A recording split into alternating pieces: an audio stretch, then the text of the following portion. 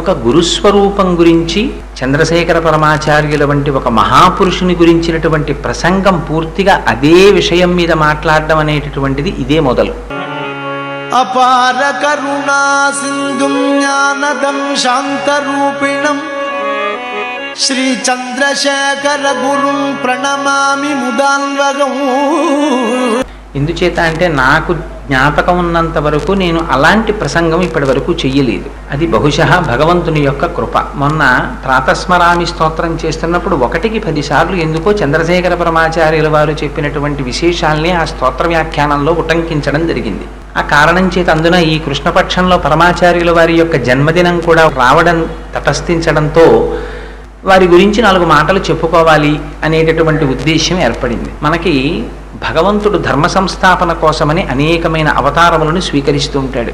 అజాయమానో బహుధా విజాయతే అని అసలు ఒక శరీరముతో రావలసినటువంటి అవసరం లేనటువంటి పరమాత్మ రాక్షస సంహారము కోసమని ఒక అవతారమును తీసుకుని భూమి మీద నడయాడుతూ ఉంటాడు.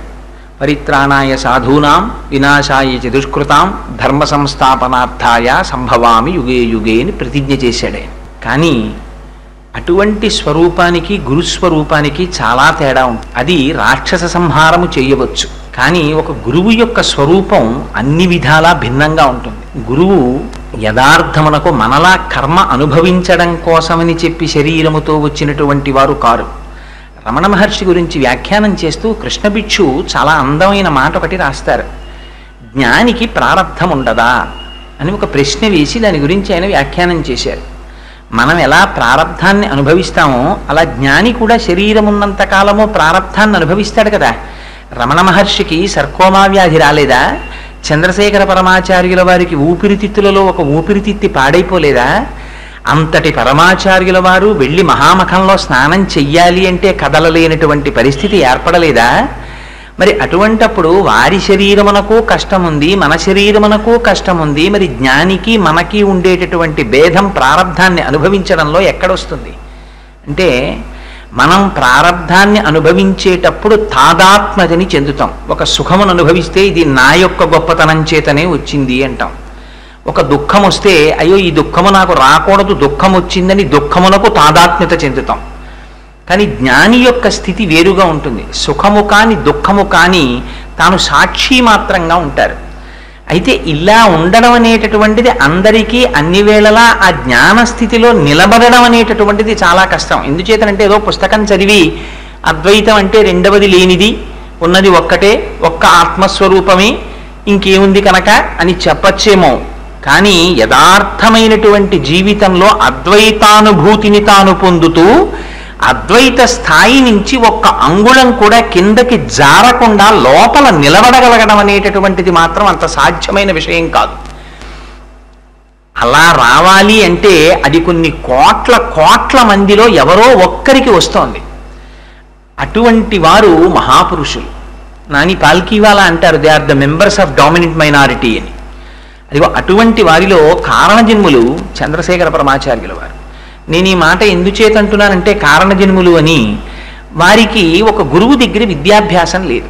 మనం చంద్రశేఖర పరమాచార్యుల వారి యొక్క చిత్రాల్ని చూస్తే సాధారణంగా మనం ఇంట్లో చూసేటటువంటి చిత్రాలన్నీ కూడా వారు కాషాయాంబరములు కట్టుకుని చేతిలో సత్యదండాన్ని పట్టుకుని ఇంతంత విభూతి రేఖలు ధరించి పాలభాగమనందు ఒక పెద్ద కుంకుమ బొట్టుతో అపరశంకరావతారంగా ఉంటారు ఆయన. కానీ అలా కనపడేటటువంటి చంద్రశేఖర పరమాచార్యుల వారు దాదాపు 8 దశాబ్దముల పాటు కంచి పీఠాధిపత్యం వహించినటువంటి మహానుభావుడు. వారికి గురువు నిజంగా జీవితంలో లేని స్థితిలో సన్యసించవలసి వచ్చింది అని మనం తెలుసుకుంటే చాలా ఆశ్చర్యంగా ఉంటుంది. అందుకని పరమాచార్యుల వారు సన్యసించినటువంటి తీరు, సన్యసించినటువంటి స్థితిలో సన్యాస ధర్మమునందు వారు నిలదొక్కుకున్న తీరు, ఇది పరమాచార్యుల వారి జీవితం చదువుతుంటే చాలా ఆశ్చర్యంగా ఉంటుంది. అందుకని వారి గురించి 4 మాటలు చెప్పుకోవాలి అని అనిపించింది. గుకారశ్చంధకారస్తు రుకారస్థ నిరోధకృత్ అంధకార వినాశిత్వాత్ గురురిత్యభిధీయతే అంటుంది గురుగీత. ఎవరు అజ్ఞానమును తన యొక్క వాక్పటిమ చేత లేదా వారి యొక్క అనుగ్రహము చేత తొలగించి అనేక జన్మల నుంచి మనం పొందుతున్నటువంటి ఈ శరీర సంబంధాన్ని పోగొట్టగలిగినటువంటి వాజ్జరిని కలిగి ఉండి అజ్ఞానపు తిమిరములను పోగొట్టగలడో అటువంటి వారికి మాత్రమే గురువు అని పిలుస్తారు. అటువంటి వారిలో మహానుభావులు చంద్రశేఖరులు ఒకరు. చంద్రశేఖరుల యొక్క జన్మ చాలా విచిత్రమైనటువంటి స్థితి. ఎందుచేత అంటే వారి తాతగారి పేరు గణపతి శాస్త్రి గారు. ఆ గణపతి శాస్త్రి గారికి ముగ్గురు కుమారులు. ముగ్గురు కుమారులలో పెద్దవారి పేరు సుబ్రహ్మణ్య శాస్త్రి గారు. ఆ సుబ్రహ్మణ్య శాస్త్రి గారికి మళ్ళీ 5 కుమారులు. కంచిపీఠంలో ఉన్నటువంటి పరంపరలోనూ చంద్రశేఖర పరమాచార్యుల వారి ఇంటిలోనూ ఒకే రకమైన పోలిక ఒకటి కనపడుతుంది ఒక విషయంలో. ఇక్కడ కూడా వారి తాతగారి పేరు పెద్ద కుమారుడికి పెట్టుకున్నారు. ఇది సాధారణంగా ప్రత్యేకించి కృష్ణా గోదావరి నదీ పరివాహక ప్రాంతములలో సర్వసామాన్యమైనటువంటి విషయం. తాతగారి పేరు పెట్టుకుంటూ ఉంటారు. అందుకని తాతగారి పేరైనటువంటి గణపతి శాస్త్రి గారి పేరు సుబ్రహ్మణ్య శాస్త్రి గారు తన పెద్ద కుమారుడికి పెట్టుకున్నారు. ఆ సుబ్రహ్మణ్య శాస్త్రి గారు చదువుకున్నది మెట్రికులేషన్ ఫస్ట్ క్లాస్లో పాస్ అయ్యారు. స్కూల్స్ ఇన్స్పెక్టర్గా ఆ రోజుల్లో తమిళనాడులో విల్లిపురంలో పనిచేస్తూ ఉండేవారు. ఒక కుమారుడు కాడు, ఒక కన్ను కాదు అని స్వామిమలైలో ఉన్నటువంటి స్వామినాథుడికి మొక్కుకున్నారు. స్వామి నాకు వేరొక కుమారుణ్ణి కూడా కటాక్షించు అని. ఆ స్వామి అనుగ్రహంగా జన్మించినటువంటి 2వ కుమారుడనేటటువంటి దీక్ష చేత 2వ కుమారుడికి స్వామినాథుడు అని పేరుంచారు. 2 కుమారుల తర్వాత వేరొక 3 కుమారులు కలిగారు. వారే వరుసగా ఒకరు సాంబమూర్తి శాస్త్రి, వేరొకరు సదాశివ శాస్త్రి, వేరొకరు కృష్ణమూర్తి శాస్త్రి. అలా గణపతి శాస్త్రి, స్వామినాథ శాస్త్రి, సాంబశివ శాస్త్రి, సదాశివ శాస్త్రి, కృష్ణమూర్తి శాస్త్రి అనే 5 కుమారులు సుబ్రహ్మణ్య శాస్త్రి గారికి. 5 కుమారుల తర్వాత ఒక ఆడపిల్ల పుట్టింది. ఆవిడికి లలితాంబిక అని పేరు పెట్టుకున్నారు. ఈ 5 కుమారులలో పెద్దవారు గణపతి శాస్త్రి గారు, 2వ వారు స్వామినాథ శాస్త్రి గారు. ఈ స్వామినాథుడే భవిష్యత్ కాలమునందు చంద్రశేఖర పరమాచార్యుల వారు అయ్యారు. ఎంత చిత్రమైనటువంటి స్థితి అంటే ఆ పిల్లవాడు పుట్టిన తరువాత మాటలు మాట్లాడుతుంటే మనం పంచవన్నెల చిలుక మాటలు అంటుంటాం. పంచవన్నెల చిలుక మాట్లాడితే ఎంత అందంగా ఉంటుందో అంత అందంగా మాట్లాడేవారట చిన్నప్పటి నుంచి. అలా మాట్లాడతాడు కనుక వాళ్ళది కర్ణాటక నుంచి వచ్చినటువంటి కుటుంబం కనుక కన్నడ భాషలో గిని అంటే పంచవన్నెల చిలుక అని పేరు. అందుకని గిని అని పిలుచుకుంటూ ఉండేవారు ఆ పిల్లవాడిని.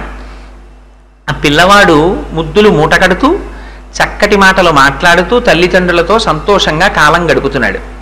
అలా గడుపుతుండగా వాళ్ళ నాన్నగారికి తరచు బదిలీలు జరుగుతుండేవి, ప్రభుత్వోద్యోగంలో ఉన్నారు కనుక. అందుచేత విల్లిపురం, తిండివనం, చిదంబరం, ఫిరంగిపురం మొదలైన అనేక ప్రాంతాల్లో తిరుగుతూ ఉండేవారు. ఎవ్వరికీ జీవితంలో తటస్థించనటువంటి ఒక సంఘటన, అట్లాంటి సంఘటన జరిగినా దానిలోంచి అంతటి ప్రేరణ పొందడానికి కావలసినటువంటి అవకాశము లేనటువంటి స్థితిలో 3వ సంవత్సరంలో స్వామినాథుడి జీవితంలో ఒక మహోత్కృష్టమైన సంఘటన జరిగింది.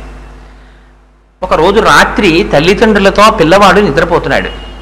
నిద్రపోతుంటే వీళ్ళు కాపరం ఉంటున్నటువంటి పక్క ఇంట్లో పెద్ద అలజడి వినపడింది. ఆ ఇంటిలో ఉంటున్నవారు ఇంటికి తాళములు వేసి ఊరు వెళ్ళారు. లోపల గిన్నెలన్నీ మూట కడుతున్నట్టుగా, గిన్నెలు మీద పడిపోతున్నట్టు, కింద పడిపోతున్నట్టు పెద్ద చప్పుడు. అయితే ఇంట్లోకి ఎవరో దొంగలు ప్రవేశించారు. ఏ విధమైన భయం లేకుండా ఇంట్లో ఉన్న సామానంతా మూట కట్టేస్తున్నారని ఒక్కరూ వెళ్ళి ఎదిరించడానికి వీలు లేదు. సందులో ఉన్న వాళ్ళందరూ బయలుదేరి ఎవరి చేతికి దొరికినటువంటి ఆయుధం వాళ్ళు పట్టుకుని రండి, వెళ్ళి ఆ తలుపులు పగలగొట్టి లోపల ఉన్నటువంటి దొంగల్ని పట్టుకుందామని వెళ్ళారు. ఎప్పటికో అప్పటికి దొంగలు పని పూర్తి చేసుకుని బయటికి రావాలి కదా, అందుకని ఆ ద్వారం దగ్గర ఎదురు చూస్తున్నారు ఊళ్ళో ఉన్న వాళ్ళందరూ. ఎంతకీ లోపల ఉన్న దొంగలు బయటికి రారు కదా, లోపల చప్పుడు ఎక్కువైపోతోంది. ఇంతసేపు చప్పుడు చేస్తారా దొంగలు ఎక్కడైనా? పైగా ఈ బయట ఇంత పెద్ద కోలాహలం వినపడుతుంటే, కాబట్టి ఇది దొంగతనం కాదు, లోపల దొంగలు లేరు, ఏదో ఒక విచిత్రమైన పరిస్థితి ఏర్పడింది అని నిర్ణయించుకొని మొత్తానికి ఆ వీధిలో ఉన్న వాళ్ళల్లో కొంతమంది సాహసవంతులైన వాళ్ళు తలుపులు పగలగొట్టి లోపల చూశారు. చూస్తే ఆ ఇంటిలో ఉన్నటువంటి వాళ్ళు ఊరు వెళ్ళిపోయే ముందు ఒక పాత్రలో బెల్లపు పాకాన్ని కాచుకుని ఆ పానకాన్ని వేరొక మధుర పదార్థంలోకి కలుపుకొని మిగిలిపోయిన పానకాన్ని కడక్కుండా పాత్రని విడిచిపెట్టి వెళ్ళిపోయారు. ఆ పాత్రకి మూతి ఇరుగ్గా ఉంది, లోపల విశాలంగా ఉంది. ఒక పిల్లి ఆ ఇంట్లో ప్రవేశించి ఆ పాకం కోసమని తలని బలవంతంగా లోపల పెట్టింది, పాకం నాకేసింది. పిల్లి కళ్ళు మూసుకుని పాలు తాగుతుంది అని ఒక సామెత కదా. నాకేసిన తరువాత అందులోంచి తలని బయటికి తీసుకోవాలనుకుంది, కానీ ఆ తల బయటికి రాలేదు. పాత్రలో తల ఉండిపోయినటువంటి పిల్లికి భీతాహం పుట్టి అటువైపు ఇటువైపు దూకడం మొదలెట్టింది. ఆ తలకున్నటువంటి గిన్నె చాలా దట్టమైనటువంటి లోహంతో చేయబడింది. అది వెళ్ళి అన్ని గిన్నెలకి తగులుతోంది, పిల్లి కింద పడుతోంది, లేస్తోంది, బిందెలు కింద పడిపోతున్నాయి, పెద్ద చప్పుడు వస్తోంది. దాని తల దూరిపోయినటువంటి పాత్ర ఊడి కింద పట్టలేదు. సరే, అప్పుడు ఈ లోపలికి వెళ్ళిన వాళ్ళందరూ ఆ పిల్లి పరిస్థితిని చూసి బెదిరిపోయిన పిల్లి కనుక పట్టుకోవడానికి వీలు లేకుండా ఉంది. మొత్తానికి దాన్ని పట్టుకున్నారు. పిల్లిని ఓ స్తంభానికి వేసి కట్టి నలుగురు కలిసి దాని తలకున్న పాత్ర లాగేశారు.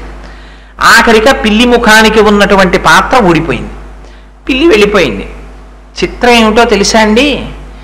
ఈ పాత్రలో ముఖం దూర్చుకున్నటువంటి పిల్లి యొక్క వృత్తాంతాన్ని ఆనాడు చూసినటువంటి వాళ్ళు కొన్ని రోజుల పాటు చెప్పుకుని నవ్వుకున్నారు.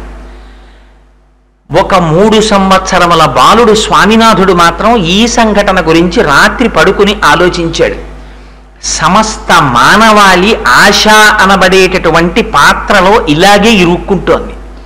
ఇరుక్కుని దారి తెన్ను కనపడక కొట్టుకుంటున్నారు.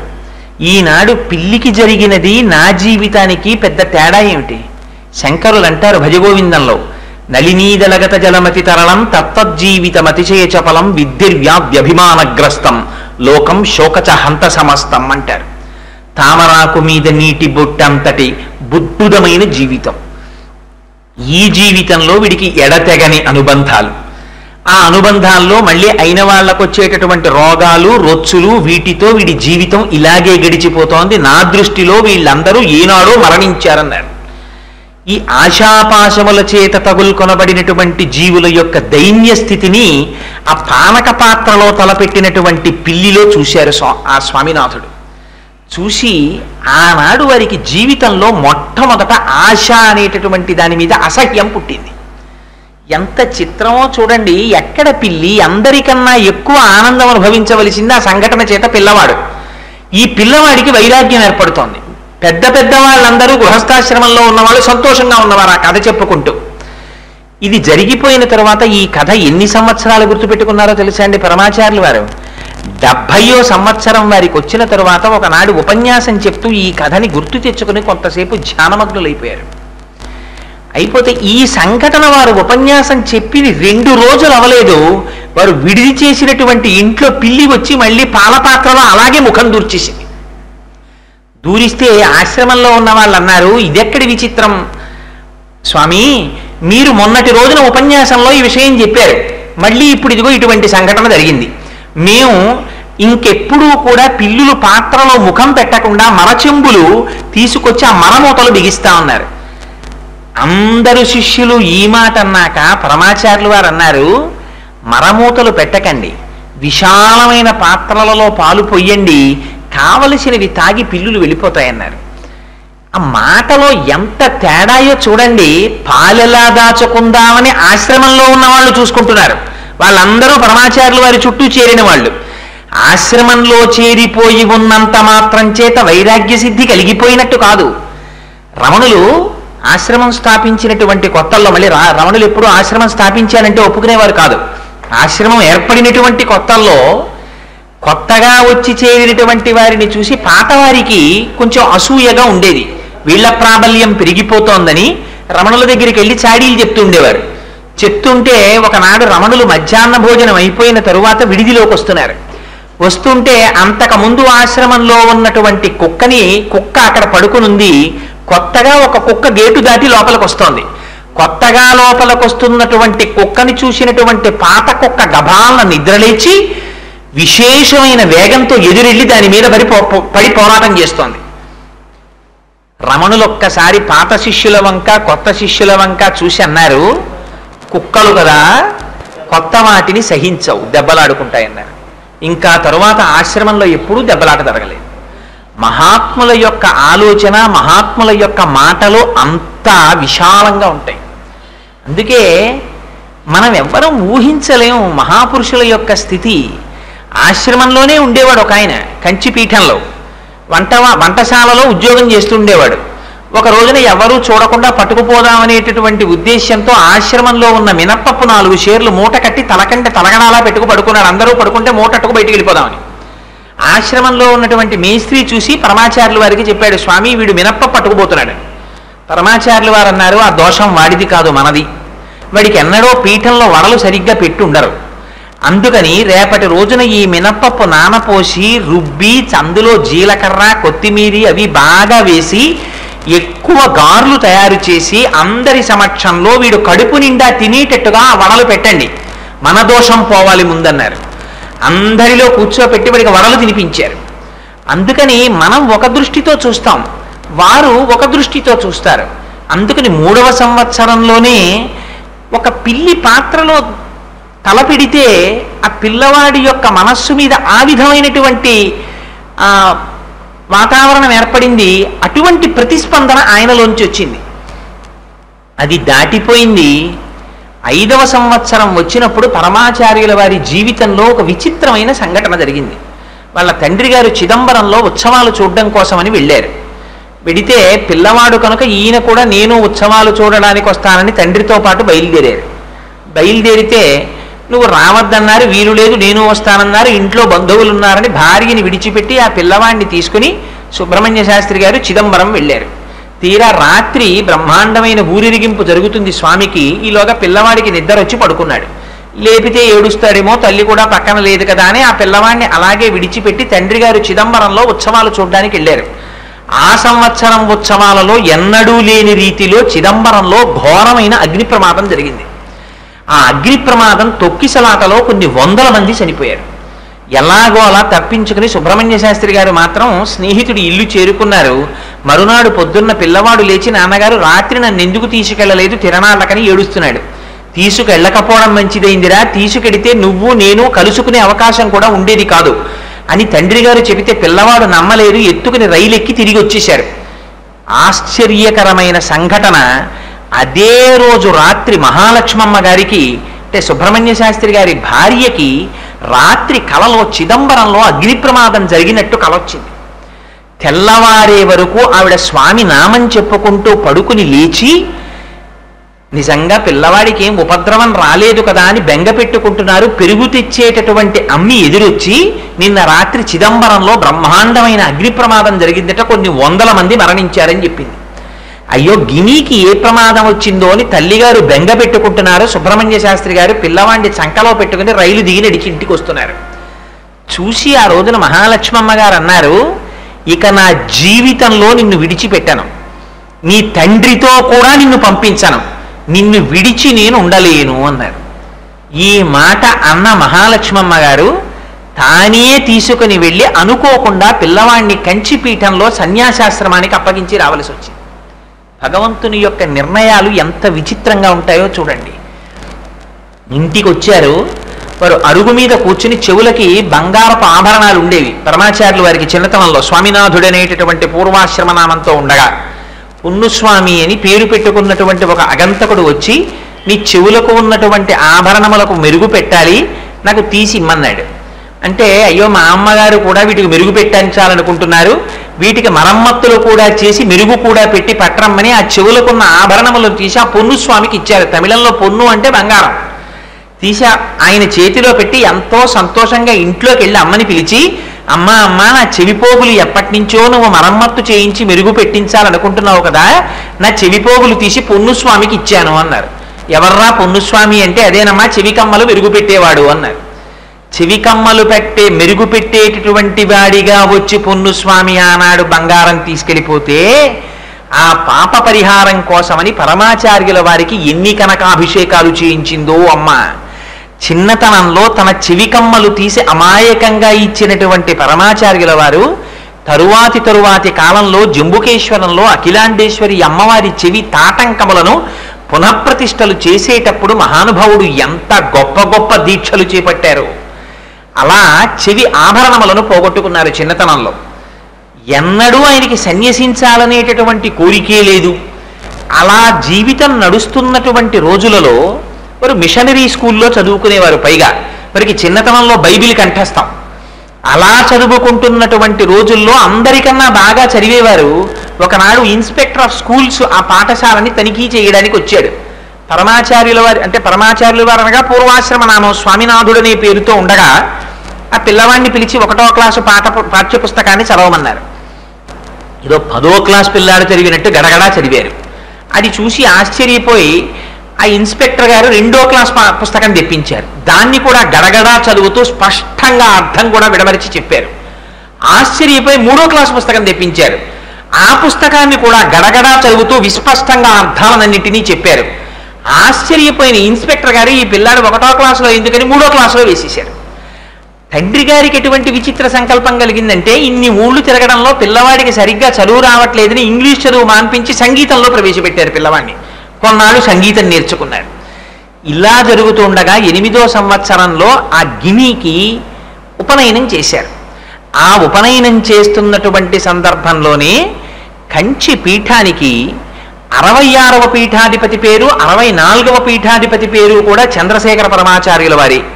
ఆ చంద్రశేఖరేంద్ర సరస్వతి స్వామి వారు అక్కడ దగ్గర ఉన్నటువంటి ప్రాంతములలో పర్యటిస్తుండగా వారికి కబురు చేశారు. ఇలా మా అబ్బాయికి ఉపనయనం జరుగుతోంది అన్న కబురు పంపిస్తే ఆయన మంత్రాక్షతలని పంపించారు. ఆ మంత్రాక్షతలు పిల్లవాడికి ఆశీపూర్వకంగా శిరస్సును ఉంచారు. 8వ సంవత్సరంలో ఉపనయనము జరపబడినటువంటి పిల్లవాడు ప్రతిరోజు సంధ్యావందనం చేసేవారు. చిన్నతనంలో స్వామినాథుడు కోటు వేసుకునేవారు. కోటు వేసుకుని ఏటిగట్టుకు వెళ్ళి ఆడుకుని ఇంకా అసుర సంధ్య వేళ అయిపోతోంది అనగానే ఆ కోటు చొక్కా వేసుకున్నటువంటి నిక్కరు విప్పి అవతల పారేసి గభాలన ఏట్లో దూకేవారు. దూకి స్నానం చేసి పిల్లలందరూ కూర్చుని సంధ్యావందనం చేసేవారు. చేసి ఇంకా బాగా చీకటి పడే వరకు ఆడుకుని మళ్ళీ కోటు వేసుకుని ఇంటికి వచ్చేవారు. ఒకనాడు వాళ్ళ అన్నగారికి కోపం వచ్చి, ఎరా మన వంశంలో ఇంతకు ముందు వాళ్ళందరూ వేదం చదువుకున్నారు, మనం వేదం చదువుకోవడం లేదు, కనీసం సంధ్యావందనం కూడా చేయడం మానేశావా అన్నారు. అంటే నన్ను తప్పు పట్టకు, నేను సాయంకాలం అయ్యేటప్పటికి వేళ మీరిపోకుండా ఏటిలో స్నానం చేసి సంధ్యావందనం చేస్తున్నాను, నువ్వు నన్ను నిష్కారణంగా నిందిస్తున్నావు అన్నారు. సంస్కృతిలో ఎంత తేడాయో చూడండి. ఇవాళ చిన్న చిన్న పిల్లల్ని కూడా కూర్చోబెట్టుకుని పెద్దవాళ్ళు నాన్న సారీ నాన్న, ఏమనుకోకు నాన్న, సారీ నాన్న అని బతిమాలుతుంటారు. చిన్న పిల్లవాడి దగ్గరికి వెళ్ళి పెద్దవాళ్ళు సారీ చెప్పడం అన్నది మన సంస్కృతిలో లేదు. అలా చెప్పకూడదు. పిల్లవాడు సంధ్యావందనం చేసినా కూడా అధిక్షేపించానని అన్నగారు గణపతి శాస్త్రి గారు పూజామందిరంలోకి వెళ్ళి లెంపలేసుకుని నమస్కారం చేశారు. పిల్లవాడిని నిష్కారణంగా మందలిస్తే పెద్దలు పూజామందిరంలో క్షమార్పణ చెప్పేవారు పూర్వం. అంత గొప్ప సంప్రదాయం కలిగినటువంటి కుటుంబం ఆ కుటుంబం. అమ్మగారి మడి అసలు నిప్పులు కూడా కలిగేవారు ఆవిడ, అంత మడి. అటువంటి కుటుంబంలో పుట్టినటువంటి వారు ఒకనాడు నేను చెప్పానే, వీరికి కూడా సన్యాసాశ్రమం తర్వాత చంద్రశేఖరేంద్ర సరస్వతి అన్న పేరే ఉంచబడింది. కానీ ఇప్పుడు నేను చెప్తున్న చంద్రశేఖరేంద్ర సరస్వతి గిని కారు, 66వ పీఠాధిపతి అయినటువంటి చంద్రశేఖరేంద్ర సరస్వతి. ఆ చంద్రశేఖరేంద్ర సరస్వతి స్వామి వారు ఒకనాడు దగ్గర గ్రామంలో విడిది చేసి ఉన్నారు. వారు భూత భవిష్యత్ వర్తమాన కాలములు తెలిసినటువంటి యోగి పుంగవులు. వారి దర్శనం కోసమని తండ్రి గారైనటువంటి సుబ్రహ్మణ్య శాస్త్రి గారు ఈ గినిని తీసుకుని వెళ్ళారు. వెడితే చంద్రమౌళీశ్వరారాధన జరుగుతోంది. ఆ రోజులలో పీఠాధిపతులు చంద్రమౌళీశ్వరారాధన చేస్తుంటే ఎంత తాదాత్మ్యతతో చేసేవారంటే, పైగా కంచిలో ఉన్నటువంటి శివలింగం యోగలింగం. దాన్ని శంకర భగవత్పాదాచార్యుల వారు కైలాసం నుంచి తీసుకొచ్చినటువంటి 5 లింగములలో ఒక లింగం ఇప్పటికీ కంచి పీఠంలో పూజింపబడుతుంది. ఆ లింగాన్ని పూజించేటటువంటి పీఠాధిపతి అయినటువంటి సన్యాసి వివాహము లేకుండా బాల్యము నుంచే సన్యసించిన వాడై ఉండాలి. కంచి పీఠానికి అదో నియమం ఉంది. అందుకని 9 కాలముల యందు కూడా పూజ చేస్తుండేవారు, 6 కాలముల యందు పూజ చేస్తుండేవారు. ఆ యోగలింగానికి అర్చన చేసేటప్పుడుట ఆనాడు పీఠాధిపతుల చేతులలోకి ఒకవేళ 3 ఆకులు లేనటువంటి మారేడు దళములు 2 ఆకులున్నవి 1 ఆకు ఉన్నవి చేతిలోకి వచ్చినా వారు చెయ్యి చాపి ఆ బిల్వదళాలు ఇలా పట్టుకుని తిప్పి చంద్రమౌళీశ్వర లింగం మీద వేస్తుంటే 3 ఆకులున్నవి లింగం మీద పడేవిట, 3 ఆకులు లేనివి వెనక్కి జారిపోయేవిట. అసలు ఆ చంద్రమౌళీశ్వరారాధన చూడడానికి కొన్ని వేల మంది వెళ్ళి చూసేవారు. వారు ఆరాధన చేసిన తర్వాత అమ్మవారి వంక చూసి కన్నుల వెంట నీరు కారుస్తూ తాదాత్మ్యత చెందుతూ అలా ఉండిపోయేవారు. అసలు ఆ చంద్రమౌళీశ్వరారాధన జరుగుతుండగా పీఠాధిపతులలో వచ్చేటటువంటి వర్చస్సులో ఉన్న మార్పు చూడడానికి తండోపతండాలుగా వెళ్ళి చూసేవారు. అంత గొప్పగా ఉండేది ఆ పీఠాధిపతులు, వాళ్ళ నియమాలంటే ఆ రోజుల్లో. అందుకని అదిగో అలాంటి శక్తి కలిగినటువంటి చంద్రశేఖరేంద్ర సరస్వతి స్వామివారు దగ్గరగా ఉన్నటువంటి ఒక గ్రామంలో చంద్రమౌళీశ్వరారాధన చేస్తుంటే దాన్ని చూడడం కోసమని సుబ్రహ్మణ్య శాస్త్రి గారు తన కుమారుడైన గినితో కలిసి బయలుదేరి వెళ్ళారు. వెడితే చిత్రం ఏమిటంటే కొన్ని వేల మంది కూర్చుని ఉన్నారు. ఇన్ని వేల మంది కూర్చుని ఉండగా చంద్రశేఖరేంద్ర సరస్వతి స్వామి వారి చూపు ఈ పిల్లవాడి మీద పడింది. ఈ పిల్లవాడు స్వామివారిని చూశాడు. ఇది ఆయన మాటల్లోనే చెప్పాలంటే సన్యసించేసి పరమాచార్యుల వారు అయిపోయిన తరువాత ఈ మాటలు చెప్పే ముందు కొంతసేపు ధ్యానమగ్నులైపోయారు. మొట్టమొదటిసారి చంద్రశేఖరేంద్ర సరస్వతి స్వామి వారిని చూసినటువంటి గినిలో ఏదో మహత్తరమైనటువంటి ఆందోళన కలిగింది. కొన్ని జన్మలగా వారితో వీరికి సంబంధం ఉన్నట్టు, వారిని విడిచిపెట్టి ఇంక నేను ఉండలేనన్న భావన, నిరంతరము వారి పాదముల దగ్గరే ఉండాలనేటటువంటి కోరిక జనించిందిట. పిల్లవాడు అప్పటికి 10 ఏళ్ళు లేవు. చంద్రమౌళీశ్వరారాధన పూర్తయింది. ఇన్ని వేల మందిలోంచి ఈ పిల్లవాడిని ఒక్కడే లోపలికి పిలిచారు ఆచార్యుల వారు. లోపలికి తీసుకెళ్లారు. ఆయన సింహాసనంలో కూర్చున్నారు. ఈ గిని ఎదురుగుండా నిలబడ్డాడు. నీకు మార్కులు బాగా వస్తున్నాయా అని అడిగారు. వస్తున్నాయి అన్నారు. నువ్వు లీడరుగా ఉన్నావా క్లాసులో అని అడిగారు. ఏదో లీడర్గా ఉన్నాను అన్నారు. నువ్వు సంధ్యావందనం చేస్తుంటావా అని అడిగారు. చేస్తూ ఉంటాను అన్నారు. ఈ 3 మాటలు చెప్పడానికి సన్యాసాశ్రమంలోకి వెళ్ళిపోయిన తరువాత చంద్రశేఖరేంద్ర సరస్వతి గుండెలు బరువెక్కిపోయి ఈ మాటలు చెప్పడానికి వారు ఎంత తడువుకునో గంభీరంగా మాట్లాడారు. ఎందుకు అలా మాట్లాడవలసి వచ్చింది అని ఆ 3 ప్రశ్నలు ఎందుకు పరమాచార్యులు వారి జీవితాన్ని తదనంతర కాలంలో మార్చాయి అన్నదానికి సభలో ఉన్న పండితులు అనేక అర్థాలు చెప్పారు. చెప్తే పరమాచార్యులు వారు అన్నీ వినన్నారు. మీరు మహాపండితులు, ప్రతి చిన్నదానికి పెద్ద పెద్ద అర్థాలు తీయగలిగిన వారు, ఏమో అందుకన్నారో అనలేదో అన్నారంతే. అంతరార్థాన్ని మాత్రం వారి ముఖత వారు చెప్పలేదు. ఒక అవ్యాజమైనటువంటి ఆనందాన్ని పొందారు. తండ్రి గారిని పిలిచి ఒక చిత్రమైన మాట చెప్పారు చంద్రశేఖరేంద్ర సరస్వతి స్వామి వారు. ఈ పిల్లవాణ్ణి నీతో తీసుకురాకపోయినా పిల్లవాణ్ణి ఒక్కడిని ఆశ్రమానికి పంపిస్తుండు. పిల్లవాడికి ఎన్నేళ్ళండి? 10 ఏళ్ల లోపు. ఆశ్రమాలకు ఎవరెడతారు? ఇవాల్టి రోజుల్లో అయితే అసలు ఉపన్యాసానికి వెళ్ళాలంటేనే ఇప్పుడు ఎందుకండి ఉపన్యాసాలు అంటారు. ఇంకా ఆశ్రమానికి వెళ్ళాలంటే ఎంత వయస్సు ఉంటే వెళ్ళాలి. అలాంటి రోజులలో 10 ఏళ్లలోపు పిల్లవాడిని పక్కన తల్లి తండ్రి లేకపోయినా తరచూ ఆశ్రమానికి పంపించమని చంద్రశేఖరేంద్ర సరస్వతి స్వామి వారు అడిగారు. సుబ్రహ్మణ్య శాస్త్రి గారు పంపించేవారు. ఈయన రోజు అస్తస్తమానం వెడుతుండేవారు, ఆశ్రమంలో కూర్చుంటూ ఉండేవారు. విచిత్రం ఏమిటంటే ఒకానొక నాడు కొన్ని వేల మంది సభలో ఉన్నారు. ఆనాడు మేనా ఎక్కి వెళ్ళిపోతున్నారు చంద్రశేఖరేంద్ర సరస్వతి స్వామి వారి చాతుర్మాస్య దీక్ష కోసమని. వెళ్ళిపోతూ కొన్ని వేల మందిలో ఎక్కడో నిలబడి నమస్కారం చేస్తూ ఉన్నటువంటి ఈ గిని అనబడేటటువంటి పిల్లవాడి వంక తీవ్రమైనటువంటి చూపు ఒకటి చూశారు. పరమాచార్యుల వారు ఎప్పటికీ ఆ చూపు గురించి చెప్తూ ఒక మాట చెప్పేవారు. పరమాచార్యుల వారంటే ఎంత మహాపురుషుడంటే మన అదృష్టం, నా దురదృష్టం ఏమిటంటే నేను చంద్రశేఖరేంద్ర సరస్వతి స్వామి వారి దర్శనం చెయ్యలేకపోయాను. నాకు అప్పుడు తెలియదు వారంత గొప్పవారని. కానీ వారు ఉండగా పుట్టి బుద్ధిరిగి పెద్దవాణ్ణి అయినవాణ్ణి. కానీ ఎందుకనో ఈ జన్మలో నాకు ఆ అదృష్టం కలగలేదు. వారు ఉపాధిలో ఉండి కదలాడుతుండగా నేను వారి దర్శనం చేసుకోలేకపోయాను. కానీ ఎందరో వారి దర్శనం చేసి ఆనందం అనుభవించారు. ఆ పరమాచార్యుల వారు ఏదైనా ఒక విషయం మీద మాట్లాడవలసి వస్తే పుస్తకాలు చదవడం అవి చేసేవారు కాదు. ఇప్పటికీ పరమాచార్యుల వారితో సన్నిహిత సంబంధాలు కలిగినటువంటి పెద్దలు, వృద్ధులైపోయినటువంటి వారు కొంతమంది నాకు తెలుసు. వారు పరమాచార్యుల వారి గురించి చెప్తూ ఉంటారు. ఎప్పుడైనా ఒక శ్లోకానికి వ్యాఖ్యానం చెప్పవలసి వస్తే పరమాచార్యుల వారి ఉపన్యాసాలు కూడా, వారి అనుగ్రహ భాషణాలు కూడా చాలా చిత్రంగా ఉండేవి. నాకు ఇందాక నాతో తిమ్మాజీరావు గారు మాట్లాడుతుంటే పరమాచార్యుల వారే స్ఫురించారు. ఒకనాడు సభలో వేదము అన్న మాట గురించి మాట్లాడవలసి వచ్చింది. అది ధారావాహిక అనుగ్రహ భాషణం చేశారు పరమాచార్యులు వారు. వేదము గురించి, వేదము 3, వేదము 4, వేదం అంటే ఏంటి, వేదంలో ఏం చెప్పారు, ఋగ్వేదం ఏంటి, యజుర్వేదం ఏంటి, సామవేదమేమి, అధర్వణ వేదమేమి, ఆ వేదములో ఏ ఋషులు చెప్పారు, ఎందుకు ఆ పేర్లు వచ్చాయి, ఆ పేర్లు పెట్టడం వెనక రహస్యం ఏమిటి, పరమాచార్యుల వారు చెప్తుంటే చిత్రం ఏమిటో తెలుసా అండి? మళ్ళీ ఇలా చెప్పగలిగినటువంటి వాడు మనకి దొరుకుతాడా అని ప్రపంచవ్యాప్తంగా 150 భాషలలోకి మరునాడు అనువదింపబడేది ఆయన ఉపన్యాసం.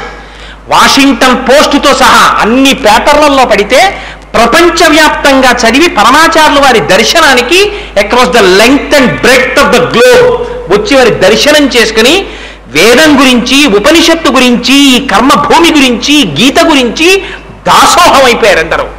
అది పరమాచార్యుల వారి శక్తి అంటే. వారు ఒక్క శ్లోకానికి సుధా సింధోర్ మధ్యే సురబెటపి వాటీ పరివృతే. ఈ మధ్య కాలంలో నేను పంచరత్న స్తోత్రానికి వ్యాఖ్యానం చేస్తుంటే వారితో కలిసి కొన్నాళ్ళు ఆయనతో పాటుగా ఆయన యొక్క సంచారంలో వెళ్ళే అదృష్టాన్ని పొందినటువంటి ఒక మహాపురుషుడు నాతో ఒక మాట అన్నారు. కోటేశ్వరరావు గారు ఒకసారి అమలాపురం వచ్చారండి పరమాచార్యులు వారు. వారి దగ్గరికి వెళ్ళి పండితులు కూర్చుని మాట్లాడుతూ, స్వామి ఇవాళ మీ ముఖతః శ్లోకానికి వ్యాఖ్యానం వినాలనుంది, ఆ శ్లోకానికి వ్యాఖ్యానం చేసి మమ్మల్ని అనుగ్రహించరా అని అడిగారట వేదిక ఎక్కుతుంటే.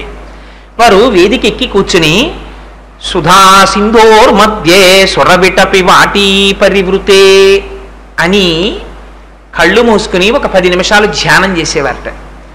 చేసి మాట్లాడితే ఆని ముత్యాల మాటలు, ఎక్కడ స్పష్టతకి లోటు ఉండదు. ఎంత చిత్రమో తెలుసా అండి? భవన్స్ వాళ్ళు ఈ జాతికి చేసిన ఉపకారం, చంద్రశేఖర పరమాచార్యుల వారు చేసినటువంటి అనుగ్రహ భాషణాలను అన్నింటినీ వాడు ఇన్స్టింట్గా ఇంగ్లీష్లోకి తర్జుమా చేస్తే తర్వాత అవి ప్రపంచ భాషలన్నింటిలోకి అనువదింపబడ్డాయి వారు చేసిన అనుగ్రహ భాషణాలు. సరస్వతీదేవి వారి నాలుక మీద నడయాడేది. ఒకనాడు సభలో పరమాచార్యులు వారు ఒప్పుకున్నారు. కంచి కామాక్షి అమ్మవారితో ఎదురెదురు కూర్చుని మాట్లాడేవారు పరమాచార్యులు వారు. అది వారి స్థితి. అటువంటి మహాపురుషుడు కనుక ఆ పరమాచార్యుల వారు ఎంత చిత్రమైన స్థితి అంటే, అన్ని వేల మందిలో నించున్నటువంటి పిల్లవాడి వంక చంద్రశేఖరేంద్ర సరస్వతి ఒక గొప్ప చూపు చూశారు. ఆ చూపుకి అర్థాన్ని నేను ఎన్నటికీ చెప్పలేను, అది చెప్పడానికి నాకు మాటలు చాలవని చెప్పుకున్నారు పరమాచార్యుల వారు. ఇన్ని శ్లోకాలకు వ్యాఖ్యానాలు చెప్పిన వారు ఎక్కడెక్కడో ఎక్కడా లేనటువంటి అర్థాలతో కూడినటువంటి వ్యాఖ్యానాన్ని తయారు చేసుకున్నామన్నటువంటి మహాపురుషులు పరమాచార్యుల వారి దగ్గరికి వెడితే వారు పుస్తకం పట్టుకుని దగ్గరికి వస్తే ఎందుకు వచ్చారో కూడా చూడకముందే పరమాచార్యుల వారు అనేవారు, మీరు ఈ శ్లోకానికి ఇలా వ్యాఖ్యానం చెప్దామని తయారు చేసుకుని వచ్చినట్టున్నారు, కానీ మీరు ఫలానా పుస్తకం ఒకటి తాళపత్ర గ్రంథం ఉంది, అందులో 87వ పుటలో ఉన్నటువంటి 3వ పారాగ్రాఫ్ ఒకసారి చదువుకు రండి అనేవారు. తంజావూరు సరస్వతి లైబ్రరీకి వెళ్ళి ఆ భాండాగారంలోంచి తాళపత్ర గ్రంథం తీసి ఆ పేజీలో 3వ శ్లోకాన్ని చదివితే ఆ 3వ శ్లోకానికి ఉన్నటువంటి వ్యాఖ్యానాన్ని అప్పటికి కొన్ని వందల సంవత్సరాల క్రితం వీరికి వచ్చినటువంటి భావాన్ని పూర్వం కొంతమంది మహానుభావులు వ్యాఖ్యానంగా చేసేసి ఉన్నారు. ఎక్కడ తెలిసేదో, వచ్చిన వారు ఎందుకు వచ్చారో ఎలా తెలిసేదో తెలియదు. అటువంటి స్థితిని పొందిన మహాపురుషుడు ఆనాడు చంద్రశేఖరేంద్ర సరస్వతి నన్ను చూసినటువంటి చూపులకు అర్థాన్ని నేను చెప్పలేను, నాకు భాష చాలదన్నారు. అంటే మహాపురుషుల యొక్క దృక్కులు ఎలా ఉంటాయో చూడండి. అందుకని అమ్మవారికి మీనాక్షి అని పేరు. చూపులతో పోషించేస్తుంది తల్లి. అదిగో ఆ కామాక్షి అమ్మవారిని అర్చించి అర్చించి ఆ స్థితిని పొందారు కంచిపీఠంలో ఎందరో ఆచార్యులు. అందుచేత అదిగో ఆ పిల్లవాడిని అలా చూశారు. ఆనాటి నుంచి మరి ఏం మార్పు వచ్చేసిందో తెలియదు. ఇంట్లో చెప్పకుండా కూడా తెల్లవారుజామున 4 గంటలకు లేచి తెలుసున్న స్నేహితుడిని లేపుకుని వెళ్ళిపోతుండేవారు ఆ పీఠానికి. వెళ్ళిపోతే ఇంతమందిలో ఆ పిల్లాడు పరిగెత్తుకుంటూ పొద్దున్న ఇంటి రాగానే 2-3 గంటలు ప్రయాణం చేసి చూసినటువంటి ఆచార్యులు పొంగిపోయి పిల్లాన్ని దగ్గర కూర్చోపెట్టుకుని అతనితో మాట్లాడుతుండేవారు. పోనప్పటికి గిని వేదం చదువుకున్నారా? వేదం చదువుకోలేదు. పోనీ ఉపనిషత్తులు ఏమైనా చదువుకున్నారా? చదువుకోలేదు. పోనీ ఏమైనా పంచనాటకాలు చెప్పుకున్నారా? ఏమీ చెప్పుకోలేదు. సంస్కృతం అన్నది ఏమైనా ప్రవేశం ఉందా? ప్రవేశం లేదు. మరి ఏమిటా పిల్లవాడి పట్ల ఆకర్షణ? తెలియదు. ఇలా వెళ్ళిపోతుండేవారు. పీఠాధిపతితో 2 రోజులు గడిపేసిన తర్వాత చిత్రం ఏమిటంటే పాపం ఈయన పీఠాధిపతి దర్శనం కోసమని పరిగెడుతుంటే, ఆ రోజుల్లో పీఠాధిపతులు వెడుతుంటే చక్రవర్తులు వెడుతున్నట్టుగా వెడుతుండేవి. ఏనుగులు, ఒంటెలు, గుర్రాలు, రథాలు, పెద్ద పరివారం, ఇంతమంది వెళ్ళేవారు. పాపం నడవలేక ఒకనాడు గిని వెళ్ళి నన్ను గుర్రబండి ఎక్కించుకోమని అడిగారు. కార్వార్ని పీఠానికి వెళ్ళేటటువంటి పరివారానికి అధిపతి ఉంటారు. అడిగితే ఆయన అన్నారు, శ్రీపీఠపు పరివారమునకు తప్ప గుర్రపు బండ్లు వేరొకరికి ఉపయోగించడానికి వీల్లేదు, నిన్ను ఎక్కించుకోమన్నారు. 11 ఏళ్ల పిల్లాడు కాలినడకన పరిగెత్తుకుంటూ అక్కడికి వెడితే ఆ విడిది చేసినటువంటి స్వామివారు చూసి పొంగిపోయి కార్వారిని పిలిచి గుర్రపు బండి ఎక్కించి 2 రోజుల తర్వాత ఇంటికి పంపించారు ఆ పిల్లాడిని. అలా పీఠాధిపతితో ఏదో తెలియనటువంటి గొప్ప అనుబంధం ఏర్పడిపోయింది. ఇలా ఏర్పడినటువంటి కొన్నాళ్ల తర్వాత గిని పెద్దమ్మ గారి కుమారుడు ఒక ఆయన ఉండేవారు. ఆయన ఎప్పుడు వేదం చదువుకోవడం తప్ప అసలు ఇంగ్లీష్ చదువు అన్నది చదువుకోలేదు. పైగా చిత్రం ఏమిటంటే ఆయన కోప్పడడం నా జీవితంలో నేను చూడలేదు అని చెప్పుకున్నారు పరమాచార్యులు వారు. అటువంటి వారు చంద్రశేఖరేంద్ర సరస్వతి స్వామి వారితో ఉండి చంద్రమౌళీశ్వరారాధనలోనూ నైవేద్యాల్లోనూ పాలు పంచుకుంటూ ఉండేవారు. చాలా అంతరంగికమైనటువంటి సేవకుడిగా ఉండేవారు ఆచార్యుల వారికి. అలాంటి వారు వేదం చదువుకోవడం కోసమని వీరు కుంభకోణంలో ఉండగా వీరింట్లోనే ఉండి చదువుకుంటున్నారు. అంటే గిని యొక్క పెద్దమ్మ గారి కుమారుడు ఆయన అలా ఉండి వేదం చదువుకుంటున్నటువంటి రోజులలో ఒకనాడు ఒక ఆశ్చర్యకరమైన సంఘటన జరిగింది. చంద్రశేఖరేంద్ర సరస్వతి స్వామి వారికి 1000 గ్రామాల స్వామివారని పేరు. ఉన్న ఊళ్ళో ఉండేవారు కాదు, అన్ని గ్రామాలు పర్యటిస్తూ ఉండేవారు. ఆ పర్యటనలు చేస్తున్నటువంటి సమయంలో ఒకనాడు వారికి మసూచి వచ్చింది. ఆ మసూచి వస్తే ఆ రోజుల్లో ప్రభుత్వపు యొక్క నిబంధనలు కూడా అలాగే ఉండేవి. ఎవ్వరూ దగ్గరికి వెళ్ళడానికి కూడా వీల్లేదు. ఆఖరికి చంద్రశేఖరేంద్ర సరస్వతి స్వామి వారి యొక్క ఆంతరంగిక పరివారం కూడా దగ్గరికి వెళ్ళి ముట్టుకునేవారు కాదు. అప్పుడు ఈ గిని గారి యొక్క పెద్దమ్మ గారి కుమారుడు ఆయన మాత్రం స్వతంత్రించి, నా శరీరం పడిపోయినా నాకు బాధ లేదు, నేను నా గురువు గారి సేవ మాత్రమే చేసుకుంటాను అని వెళ్ళి మసూచితో బాధపడుతున్నటువంటి చంద్రశేఖరేంద్ర సరస్వతి స్వామి వారి యొక్క శుశ్రూష చేస్తున్నారు. చేస్తుంటే స్వామివారికి అప్పటికి 40 సంవత్సరాలు చంద్రశేఖరేంద్ర సరస్వతి స్వామికి. ఆయన శరీరం ఇంకా పడిపోతుంది అని నిర్ణయానికి వచ్చేశారు. గినికి కబురు చెయ్యమన్నారు. అతనికి సన్యాసం ఇస్తాను, నా తర్వాత పీఠాధిపత్యం అతనికి ఇస్తానన్నారు. అంటే ఆశ్రమంలో ఉన్నటువంటి పండితులు, ఉన్నతాధికారులు ఆశ్చర్యపోయారు. ఆ పిల్లవాడికి గట్టిగా 13 సంవత్సరాల వయస్సు, సంస్కృతం చదువుకోలేదు, వేదం చదువుకోలేదు, గురుముఖత విద్య లేదు, సంధ్యావందనం తప్ప వేరొకటి తెలియదు, గట్టిగా చంద్రమౌళీశ్వరారాధన చెయ్యడం కూడా చేత కాదు, మేరువుని అర్చించడం అంతకన్నా చేత కాదు. పైగా చదువుకున్న చదువు చూస్తే ఇంగ్లీష్ చదువు, అది కూడా మిషనరీ స్కూల్లో చదువుకున్నవాడు. తండ్రి గారు చూస్తే ఇంగ్లీష్ ఉద్యోగం చేసుకుంటున్నాడు. ఇంగ్లీష్ ఉద్యోగం అంటే ఆ రోజుల్లో బ్రిటిష్ వాళ్ళ దగ్గర ఉద్యోగం చేసుకుంటూ అనేక ఊళ్ళు తిరిగినవాడు. వేదమునందు కానీ ఇటువంటి పీఠముల యందు కానీ మక్కువ ఉన్నట్టుగా కనపడినవాడు కాడు. పెద్దమ్మ గారు అబ్బాయి నిరంతరం మీకు శుశ్రూష చేస్తున్నాడు, ఆయనకి సన్యాసం ఇచ్చి పీఠాధిపత్యం ఇమ్మన్నారు. తలలో నాల్క. మహానుభావుడు వేదం అద్భుతంగా చదువుకున్నాడు. అందరికీ ఎంత సమయం పడుతుందో అందులో 4వ వంతులో వేదం నేర్చుకున్నాడు ఆయనకి పీఠాధిపత్యం ఇమ్మన్నారు. అంటే ఆనాడు చంద్రశేఖరేంద్ర సరస్వతి స్వామి వారు చెప్పారు, ఎంత చిత్రంగా ఉంటుందో చూడండి మహాపురుషుల యొక్క నిర్ణయం. మసూచి వ్యాధితో బాధపడుతూ సన్నిపాత జ్వరంతో ఉంటూ తెలివి తప్పిపోతున్న స్థితిలో నా తదుపరి పీఠాధిపతి గిని అవుతాడు, కానీ కబురంది గిని ఇక్కడికి వచ్చేంత వరకు నా శరీరము నిలబడదు. నా శరీరము పడిపోయిన తరువాత పీఠమునకు పీఠాధిపతి లేకుండా అయిపోతుంది. ఇప్పటి వరకు కంచి పీఠానికి నాతో కలిసి 66 మంది పీఠాధిపతులు వచ్చారు పరంపరాగతంగా. ఒక రోజు కూడా పీఠం ఖాళీగా లేదు. పీఠాధిపతి లేకుండా కంచి పీఠము ఉండకూడదు. శంకర భగవత్పాదాచార్యులు స్థాపించిన పీఠం ఈ పీఠం. అందుకని అత్యవసరంగా వారి పెద్దమ్మ గారి కుమారుడైనటువంటి ఈయనకి మహేంద్ర సరస్వతి అనేటటువంటి పేరుతో ఈయనకి సన్యాసం ఇచ్చి పీఠాధిపత్యం ఇస్తున్నాను. కానీ గినికి కూడా పీఠాధిపత్యం ఇచ్చి సన్యాసం ఇవ్వడానికి కావలసినటువంటి వస్త్రాల్ని, కమండలాన్ని, దండాన్ని సిద్ధం చేయండి అని చెప్పి, నేను అప్పటికి ఉండొచ్చు ఉండకపోవచ్చు, కానీ గినికి పీఠాధిపత్యము జరిగేటటువంటి సమయంలో ఇదిగో ఈ వస్త్రములు ధరింప చెయ్యండి, నేనే దగ్గరుండి పీఠాధిపత్యము సన్యాసము ఇచ్చినట్టు లెక్క అని వస్త్రములను కూడా సిద్ధం చేసేసి వారి శరీరం విడిచిపెట్టేశారు. విడిచిపెట్టేసిన తరువాత గినిగారి పెద్దమ్మ గారి కొడుకు అన్నగారికి పీఠాధిపత్యం ఇచ్చారు. ఆయన ఎంతకాలం పీఠాధిపత్యం చేశారో తెలుసా అండి? అంతటి మహానుభావుడు కేవలం 8 రోజులు. పట్టాభిషేకం కూడా జరగలేదు. పీఠాధిపతికి పట్టాభిషేకం చేస్తారు. చక్రవర్తికి ఎలా పట్టాభిషేకం జరుగుతుందో అలా చేస్తారు. ఆ పట్టాభిషేకం జరగక ముందే 8 రోజులలో ఈయనకి కూడా మసూచి వచ్చేసింది.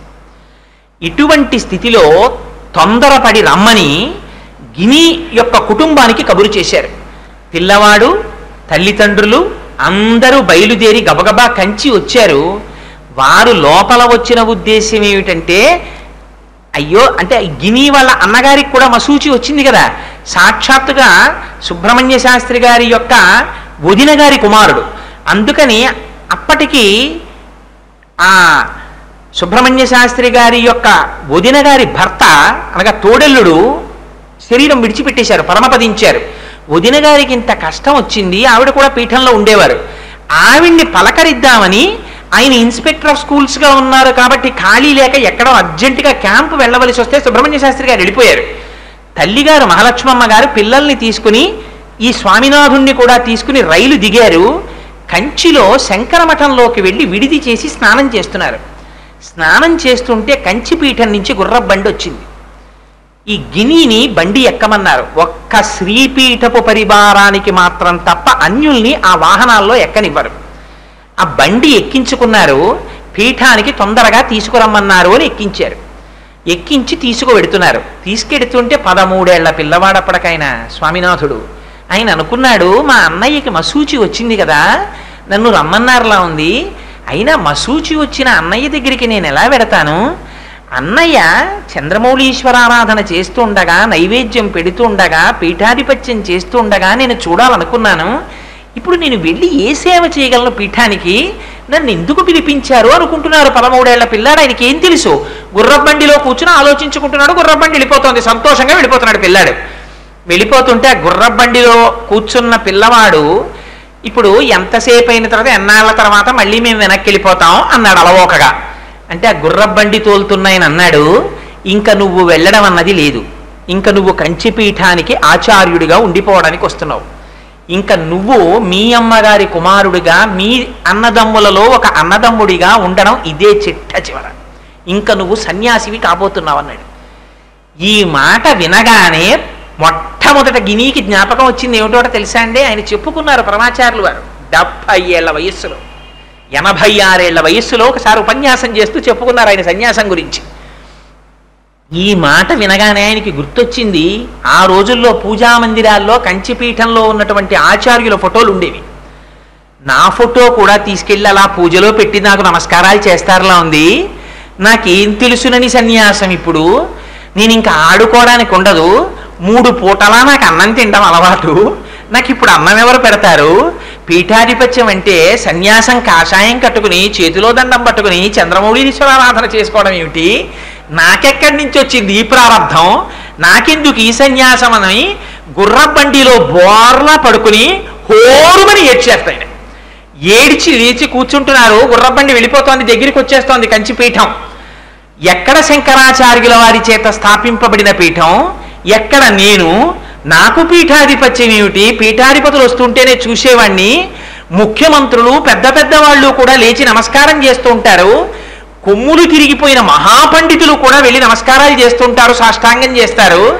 నాకు చూస్తే సంస్కృతంలో మాట్లాడడమే రాదు, వాళ్ళందరూ వచ్చి నాకు నమస్కారం చేస్తే నేనేం చెప్పను అనుకుని బెంగ పెట్టుకుని ఇక్కడి వరకు చెప్పి పరమాచార్యుల వారు కాసేపు ఆగిపోయేవారు. ఉపన్యాసం చెప్తూ ఈ మాటల వరకు చెప్పి ఆకాశం వంక చూస్తూ కొంతసేపు ఉండిపోయేవారట. నిజంగా ఈ మధ్య కాలంలో పుట్టి పెరిగినటువంటి ఒక మహాపురుషుడి జీవితం చూడండి ఎంత ఆశ్చర్యమో. ఏం చెయ్యాలో వారికి అర్థం కాలేదుట. రామనామం చేసుకుంటూ కూర్చున్నారట. ఏది ఎలా జరిగితే అలా జరుగుతుందని. శ్రీరామ శ్రీరామ శ్రీరామ శ్రీరామ శ్రీరామ శ్రీరామ అనుకుంటూ కూర్చున్నారు. కంచిపీఠం వచ్చేసింది. బండిలోంచి దింపేశారు. రా రా రా రా తొందరగా రావాలి, అవతల మీ అన్నగారికి మసూచి వచ్చేసింది, జ్వరం వచ్చేసింది, ఆయన శరీరం విడిచిపెట్టేసేటట్టు ఉన్నారన్నారు. గబగబా లోపలికి తీసుకెళ్లారు. ఎక్కడ ఏం జరుగుతోందో ఆయనకి ఏం తెలియదు. ఏం జరుగుతోందో ఒక్క పిల్లవాడు బెంగ పెట్టుకుని అలా ఓ మూల నిలబడ్డాడు. నిలబడితే వాళ్ళ నాన్నగారితో అర్జెంటుగా తంతితో మాట్లాడారు. ఆ రోజుల్లో టెలిగ్రాములు కదా. టెలిగ్రామ్ ఇచ్చి ఇలాది చంద్రశేఖరేంద్ర సరస్వతి స్వామి వారి కోరిక, మీ అబ్బాయికి పీఠాధిపత్యం ఇస్తున్నామని. తండ్రి గారు అక్కడి నుంచే తంతిలో సమాధానం ఇచ్చారు. అదే పరమేశ్వర నిర్ణయం అయితే నేను చెయ్యగలిగింది లేదు, అలాగే చెయ్యమని. ఎంత చిత్రం అంటే అసలు ఆ పిల్లవాడు ఆడుకుంటున్న రోజుల్లోనే ఒక విచిత్రం జరిగింది. ఈ పిల్లవాడు అస్తమానం పీఠాలకు వెళ్ళిపోతున్నాడు ఏమిటని వెంకటరామయ్య గారని సుబ్రహ్మణ్య శాస్త్రి గారికి స్నేహితుడు ఉండేవాడు. ఆయన ఇంటికి వెళ్ళి, ఒరే నువ్వు జాతకాలు బాగా చూస్తావు కదా, ఓసారి మా అబ్బాయి జాతకం చూడరా అని ఆయన ఇంటికి తీసుకొచ్చారు. తీసుకొచ్చి జాతకం చూపిస్తే ఆయన జాతకం అంతా చూసి, ఒరే ఏమి జాతకం రా, ఈ పిల్లవాడి పాదాల ముందు ప్రపంచం అంతా మోకరిల్లుతుందిరా రాబో కాలంలో, ఆ పిల్లాండి కాళ్ళు బాగా కడుక్కుని ఒకసారి రమ్మను అన్నారు. మామయ్య మామయ్య అనేవాడు వెంకటరామయ్య గారిని గిని. కాళ్ళు కడుక్కుని వచ్చి ఓ ఎత్తుబల్ల మీద కూర్చోరా అన్నారు. కూర్చున్నారు. కూర్చున్న తర్వాత ఆ కాళ్ళు పైకెత్తి చూశారు. చూసి ఆ రెండు కాళ్ళు తన తల మీద పెట్టుకుంటే పాపం సుబ్రహ్మణ్య శాస్త్రి గారు పరిగెత్తుకొచ్చి, అదేం అపచారం రా, పిల్లాడి పాదాలు నీ తల మీద పెట్టుకుంటావేమిరా అన్నారు. అంటే కన్నులంబట నీరు కారుస్తూ, రే ఒక పాత్ర పట్టుకురారా, ఒక చెంబుతో నీళ్లు కూడా పట్టరమ్మని ఆ పాత్ర పిల్లవాడి పాదాల కింద పెట్టి కాళ్ళు కడిగి ఆ నీళ్లు తన శిరస్సును ప్రోక్షణ చేసుకుని పాదములకు శిరస్సు పాటించి నమస్కరిస్తుంటే సుబ్రహ్మణ్య శాస్త్రి గారు చూసి, ఇదేం విచిత్రం రా, నేను జాతకం చూడమంటే నువ్వు నమస్కారాలు మొదలెట్టామన్నారు. రాబో కాలంలో చక్రవర్తులు కూడా ఈ పాదముల ముందు మోకరిల్లుతారా నాడు, నమస్కరించడానికి నేను ఉంటానా, అందుకు ఇప్పుడే నమస్కారం చేస్తున్నాను రా, అరికాళ్ళల్లో శంఖచక్రాలు ఉన్నాయి అన్నారు. అంటే పాపం సుబ్రహ్మణ్య శాస్త్రి గారు అనుకున్నారు, ఆ రోజుల్లో సుబ్రహ్మణ్య శాస్త్రి గారి గొప్ప కోరిక ఏమిటో తెలుసా అండి, పిల్లాడు డిఈఓ అవ్వాలని. ఆయన ఇన్స్పెక్టర్ ఆఫ్ స్కూల్స్ కదా. ఓహో మా అబ్బాయి తప్పకుండా ఏ డిఈఓ అవుతాడులా ఉంది, అందరూ నమస్కారాలు చేస్తారులా ఉంది అనుకున్నారు. ఇవాళ ఈ పిల్లవాడి పరిస్థితి, తంతి ఇచ్చారు తండ్రి గారికి, సన్యాసం ఇస్తున్నాం, పీఠాధిపత్యం ఇస్తున్నామని. అలాగే జరపమని ఆయన తిరుగుతంతి ఇచ్చారు. అమ్మగారికి అసలు తెలియదు పాపం. ఆవిడ అక్కడ శంకరాచార్యుల వారి మఠంలో ఉన్నారు. మఠం నుంచి బయలుదేరి గుర్రబండిలో వస్తున్నారు ఆవిడ. ఇక్కడ ఈ పిల్లవాడిని కూర్చోపెట్టారు, శిరోగుండనం చేయించేశారు, కాషాయాంబరాలు కట్టేశారు. చంద్రశేఖరేంద్ర సరస్వతి స్వామి వారు ఇచ్చిన కాషాయం కట్టేసి చేతికి సత్యదండం ఇచ్చారు. ఇస్తే 13 సంవత్సరాల పిల్లవాడు ఇలా సత్యదండం చేత్తో పట్టుకుని కాషాయం కట్టుకున్నారు. పీఠాధిపతి పరమపదించారు. తనకి ముందున్నటువంటి 67వ పీఠాధిపతి. 8 రోజులు మాత్రమే ఉన్నారని చెప్పానే గినిగారి అన్నగారు, ఆయన శరీరం విడిచిపెట్టేశారు. తెల్లవారి లేచిన దగ్గర నుంచి ఒక్కనాడు గురువు గారి దగ్గర కూర్చుని అసలు పీఠం ఎలా నడిపించాలో కూడా ఆయన నేర్చుకోలేదు. గురుముఖత విద్య లేదు. అటువంటి వారు పాపం 2 గురువులకి సమాధికి చెయ్యడానికి కావలసినటువంటి క్రతువంతా చేసేవారు. 6 కాలముల యందు యోగలింగమునకు పూజ జరగాలి. 3 పూటల అన్నం తినడం అలవాటు పడిపోయిన పిల్లాడు తెల్లారకట్ట లేచి అనుష్ఠానం చేసుకుని ఈ కార్యక్రమాలన్నీ చేస్తుంటే ఖాళీ లేకుండా చీకటి పడిపోయేది. అన్నం తినడానికి చీకటి పడిపోతే ఇంకా సన్యాసి అన్నం తినకూడదు. అన్నం తినడానికి కూడా ఉండేది కాదు. కంచిపీఠంలో ఒక నియమం ఉంది. వాళ్ళు పరాదేవత కామాక్షి అమ్మవారికి నమస్కారం చేస్తారు. అందుకని కంచిపీఠంలో సన్యసించిన వారు ఎక్కువగా తల్లికి ఎదురు పడరు. ఎందుకంటే తల్లి ఎదురు పడితే ఎంత సన్యాసైనా నమస్కారం చెయ్యాలి. అందుకని కంచిపీఠంలో నియమం ఏమిటంటే, ఒకవేళ పీఠాధిపతికి పూర్వాశ్రమంలో తండ్రి అయినా సరే సామాన్య భక్తులతో పాటే క్యూలో వచ్చి దర్శనం చేసుకుని వెళ్ళిపోవాలి. అమ్మగారికి మాత్రం ఒక ప్రత్యేకమైనటువంటి సౌకర్యం ఉంది. అమ్మ పీఠాధిపతికి ఎదురుగా రావచ్చు, కానీ పీఠాధిపతే ముందు నమస్కారం చేస్తారు. అందుకని తరచూ పీఠాధిపతులు అమ్మ యొక్క దర్శనం చేయరు. తరువాతి కాలంలో చంద్రశేఖరేంద్ర సరస్వతి స్వామి వారు పర్యటనలకు వెడితే, మా అబ్బాయి ఇప్పుడు అంతంత ప్రసంగాలు చేస్తున్నట్ట విందామని వాళ్ళ అమ్మగారు వచ్చి చాటునా మాటునా వింటున్నారని తెలిస్తే అర్ధంతరంగా అక్కడి నుంచి మారిపోయి వేరే ఊరు వెళ్ళిపోయేవారు పరమాచార్యులు వారు. ఎందుకని అంటే అమ్మ ముఖంలోకి చూస్తే పూర్వాశ్రమపు వాసనలు లోపలికి మళ్ళీ వస్తాయేమో అని. 13 ఏళ్ల పిల్లవాడు సన్యాసం తీసుకుంటే పరమాచార్యులు వారు చెప్పుకున్నారు, నేను తీసుకున్న సన్యాసం వైరాగ్యంతో తీసుకున్నది కాదు. నాకు ఎందుకంటే వైరాగ్యం అంటే ఏమిటో తెలియదు అసలు ఆ వయస్సులో. పోనీ శంకరాచార్యుల వారిలా ఏ నీళ్లల్లోనో కాలికి మొసలు పట్టుకుని సన్యాసం తీసుకున్నానా అంటే అసలే తీసుకోలేదు అలాగా. నాకు అసలు సన్యాసం అంటే ఏమిటో తెలియనటువంటి రోజులలో సన్యాసం నన్ను వరించి వచ్చి పట్టుకుంది, నేను సన్యాసం తీసుకున్నాను. ఆ రోజులలో ఆయన బెంగ ఒక్కటేట, అమ్మ బాబోయ్ ఆదిశంకరాచార్యుల వారు అధిష్ఠించినటువంటి పీఠం, మహామహులైనటువంటి వారు అధిష్ఠించినటువంటి పీఠం, ఈ పీఠంలో నేను పీఠాధిపతిగా కూర్చోవడం వల్ల వారి పేరుకి కళంకం రాకూడదు, నేనంత జాగ్రత్తగా ప్రవర్తించాలనుకున్నారట. దీనికి శంకరాచార్యుల వారి కృపే నాకు అండగా నిలబడుగాక అనుకున్నారు. 13 సంవత్సరముల పిల్లవాడు, మీరు ఆలోచించండి ఎలా ఉంటుందో పరిస్థితి. ఆ రోజుల్లో పీఠాధిపతి బయటకు వస్తే జమీందారులు, సంస్థానాధీశులు, ప్రభుత్వాధీశులు ఎంతటి వారు కూడా వచ్చి సాష్టాంగ పడిపోయేవారు. అటువంటి పీఠాధిపత్యం, కనకపు సింహాసనం మీద కూర్చోవాలి, ఏనుగులు, గుర్రాలు, లొట్టిపిట్టలు, పెద్ద పరివారం, ఇదంతా కూడా ఈ రోజుల్లో రిపబ్లిక్ డే నాడు పెరేడ్ జరిగే ముందు రాష్ట్రపతిని తీసుకెళ్లి కవాతులో శాల్యూట్ చేయిస్తారే, అలా కంచిలో ఇప్పటికీ కూడా సంప్రదాయం ఏమిటంటే ఇవన్నీ నిలబడతాయి. నిలబడితే కార్వార్ అని ఉంటారు, ఆయన వచ్చి సంస్కృతంలో పిలుస్తారు, పిలిస్తే ఆచార్యులు వెడతారు, సత్యదండం పట్టుకుని వెడితే ఒక్కసారి ఆ ఏనుగుల దగ్గర నుంచి ఆ కవాత్ అంతా చూస్తారు, పరివారాన్నంతటిని. ఆనాడు గుర్రపు బండి ఎక్కుతానంటే నన్ను ఎక్కనిచ్చేవు కావు, ఇవాళ ఇవన్నీ మీ పరివారం అని నాకు చూపిస్తున్నావు అన్నారు స్వామి. అంటే ఆ కార్వార్ అన్నాడు, క్షంతవ్యూహం స్వామి నన్ను క్షమించండి, నాకు తెలియదా నాడు మీరు పీఠాధిపతులు అవుతారని అన్నాడు.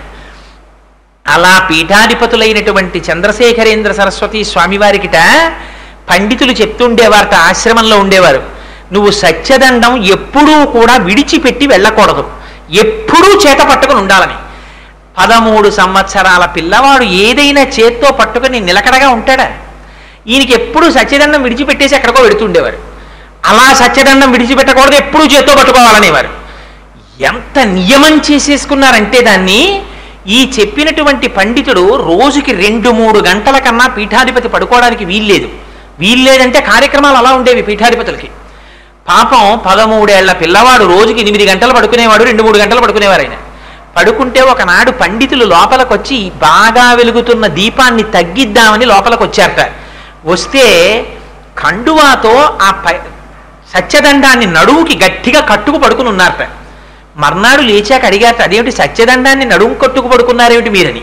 అంటే మీరు చెప్పారు కదా ఎప్పుడు యజ్ఞోపవీతాన్ని ఎలా విడిచిపెట్టకుండా బ్రహ్మచారి ఉంటాడో అలా సత్యదండాన్ని విడిచిపెట్టకుండా ఉండాలన్నారు కదా, అలవాటు అయ్యేంత వరకు అలా కట్టేసుకుంటున్నాను నడువుకన్నారు. ఎంత కష్టపడ్డారో చూడండి మహానుభావుడు.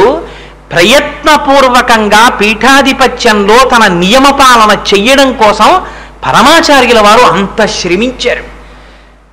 ధర్మానికి సంబంధించి, దేశంలో మతానికి సంబంధించి వచ్చేటటువంటి సమస్యల గురించి ప్రతిరోజు పీఠాధిపతి పేపర్లలో చదవాలి వార్తాపత్రికలు. తను గట్టిగా 16-17 సంవత్సరాల వయస్సులో ఉండగా ఇవన్నీ చదవవలసిన అవసరం వచ్చింది పరమాచార్యుల వారికి. మేనేజర్ని పిలిచి ఎంత నియమం చెప్పారంటే, మీరు రోజు పేపర్ తీసుకుని లోపల ఏముందో కనపడకుండా దళసరి తెల్లటి అట్టలు పేపర్లో ఉన్నటువంటి అడ్వర్టైజ్మెంట్లు అన్నింటి మీద అంటించేయండి. ఇది పీఠాధిపతి చదవవలసిన అవసరం లేని వార్తలు అని మీరు ఏవి నిర్ణయించుకుంటారో వాటన్నిటి మీద కాగితాలు అంటించేయండి. ధర్మమునకు మతమునకు సంబంధించిన విషయములు ఏముంటాయో అవి మాత్రమే ఉంచి వార్తాపత్రిక నా దగ్గరికి తీసుకురండి. ఒక్క అటువంటి పత్రిక మాత్రమే నేను చదువుతాను. అలాగే చదివారు. 86 సంవత్సరముల వయస్సు వచ్చిన తరువాత చంద్రశేఖర పరమాచార్యుల వారు కూర్చుని ఉండగా ఒక వర్తకుడు ఒకరు వచ్చి పక్కన కూర్చుని ఉన్నారు. కూర్చుని ఉన్నప్పుడు లోపలికి పేపర్ వస్తే ఆ రోజున ఒక పొరపాటు జరిగింది. ఒక అడ్వర్టైజ్మెంట్ మీద పేపర్ అంటించడం మర్చిపోయారు. పేపర్ లోపలికి వచ్చేసింది. వచ్చేస్తే పరమాచార్యుల వారు యథాలాపంగా పేపర్ తిప్పారు. అందులో రేజర్ అడ్వర్టైజ్మెంట్ ఉంది. ఉంటే పరమాచార్యుల వారు అది చూసి అడిగారు, ఇది ఏమిటి ఈ పరికరం అని అడిగారు. అడిగితే దాన్ని రేజర్ అంటారు స్వామి, ఏదో అడ్డం చేసుకుంటారు మగవాళ్ళు అన్నారు. అంటే పరమాచార్యుల వారు అన్నారు, మరి ఇక్కడ ఆడవారి బొమ్మ వేశారు ఎందుకు అని అడిగారు. అడిగితే అక్కడ ఆడవారి అవసరం ఉన్నా లేకపోయినా వ్యాపారాభివృద్ధికి ఇలా వేసుకోవడం అలవాటైపోయింది ప్రపంచంలో స్వామి అని చెప్పారు. లౌకికానికి ఎంత దూరంగా ఉండేవారో మీరు చూడండి పరమాచార్యుల వారు. ఉంటే పరమాచార్యుల వారు ఈ వర్తకుడి వంక చూసి అన్నారు, అంటే బహుశः నా పేరు నువ్వు వాడుకుంటున్నట్టు అన్నారు. ఈయన పేరు వాడుకుని ఆయన వ్యాపారం చేసుకుంటూ ఉండేవాడు. ఇది ఈ వాత పెట్టడానికే మర్చిపోయారు ఆ రోజున వార్తాపత్రికలో కాగితం అంటించడం. అంత అద్భుతంగా మాట్లాడేవారు. 16వ సంవత్సరం వచ్చిన దగ్గర నుంచి పరమాచార్యులు వారిని దూరంగా ఉన్నటువంటి ఒక ఊరు తీసుకెళ్ళి పెద్ద పెద్ద సంస్కృత పండితుల్ని తీసుకొచ్చి నియమించి ఆయనకి గొప్ప గొప్ప నాటకాలు, గీతాభాష్యం, ప్రస్థానత్రయం ఇవన్నీ చెప్పిస్తూ ఉండేవారు. విచిత్రం ఏమిటో తెలుసా అండి, పరమాచార్యుల వారి జీవితంలో గణపతి శాస్త్రి గారని ఒక గురువు గారు ఉండేవారు. ఆయన సంస్కృతాంధ్రముల యందు తిరుగులేని మహాపండితుడు. శంకరుల గీతాభాష్యం పుస్తకం లేకుండా చెప్పేవారు ఆయన. ఆయన ఒకనాడు కావేరీ నది ఒడ్డున పరమాచార్యుల వారిని కూర్చోపెట్టి పాఠం చెప్తున్నారు. చెప్తుంటే పరమాచార్యులు వారు కింద ఒక పుల్ల మొక్క తీసి కావేరీ నది ఇసుక ఒడ్డున ఏదో రాస్తున్నారు. ఇది చూశారు గురువుగారు. మరునాడు పాఠం చెప్పడానికి వచ్చినప్పుడు ఒక నమస్కారం పెట్టి, అయ్యా నేను గ్రామాంతరం వెళ్ళిపోతున్నాను మా ఊరు, మీరు గీతాభాష్యం వేరొకరితో చెప్పించుకోండి అన్నారు.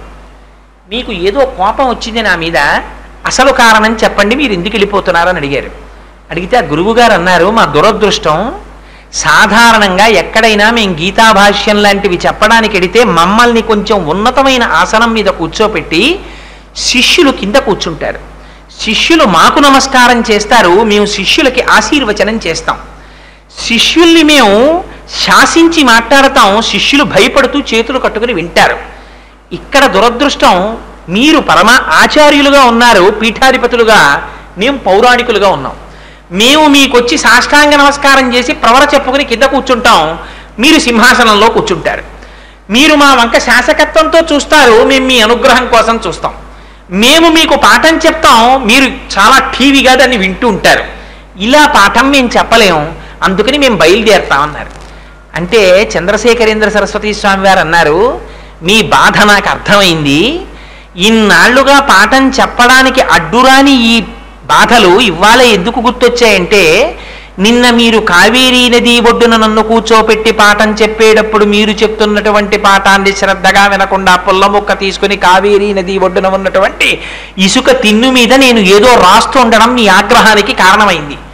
కానీ నిన్నను మీరు చెప్పిన పాఠం నేను శ్రద్ధతో వినలేదని మీరు అనుకుంటున్నారు, మీరు వినండి నేను చెప్తున్నానన్నారు అని గీతలో ఆయన ఎక్కడ ఏ శ్లోకం చెప్పారో ఆ శ్లోకం చెప్పేటప్పుడు శంకరాచార్యుల వారు వ్యాఖ్యానం ఏం చేశారని చెప్పారో, వారు సొంతంగా ఎంత చెప్పారో అన్నిటినీ వారు చెప్పిన మాటలలో ఒక మాట కూడా మార్చకుండా గంటసేపటి ప్రసంగాన్ని మళ్ళీ చెప్పేశారు.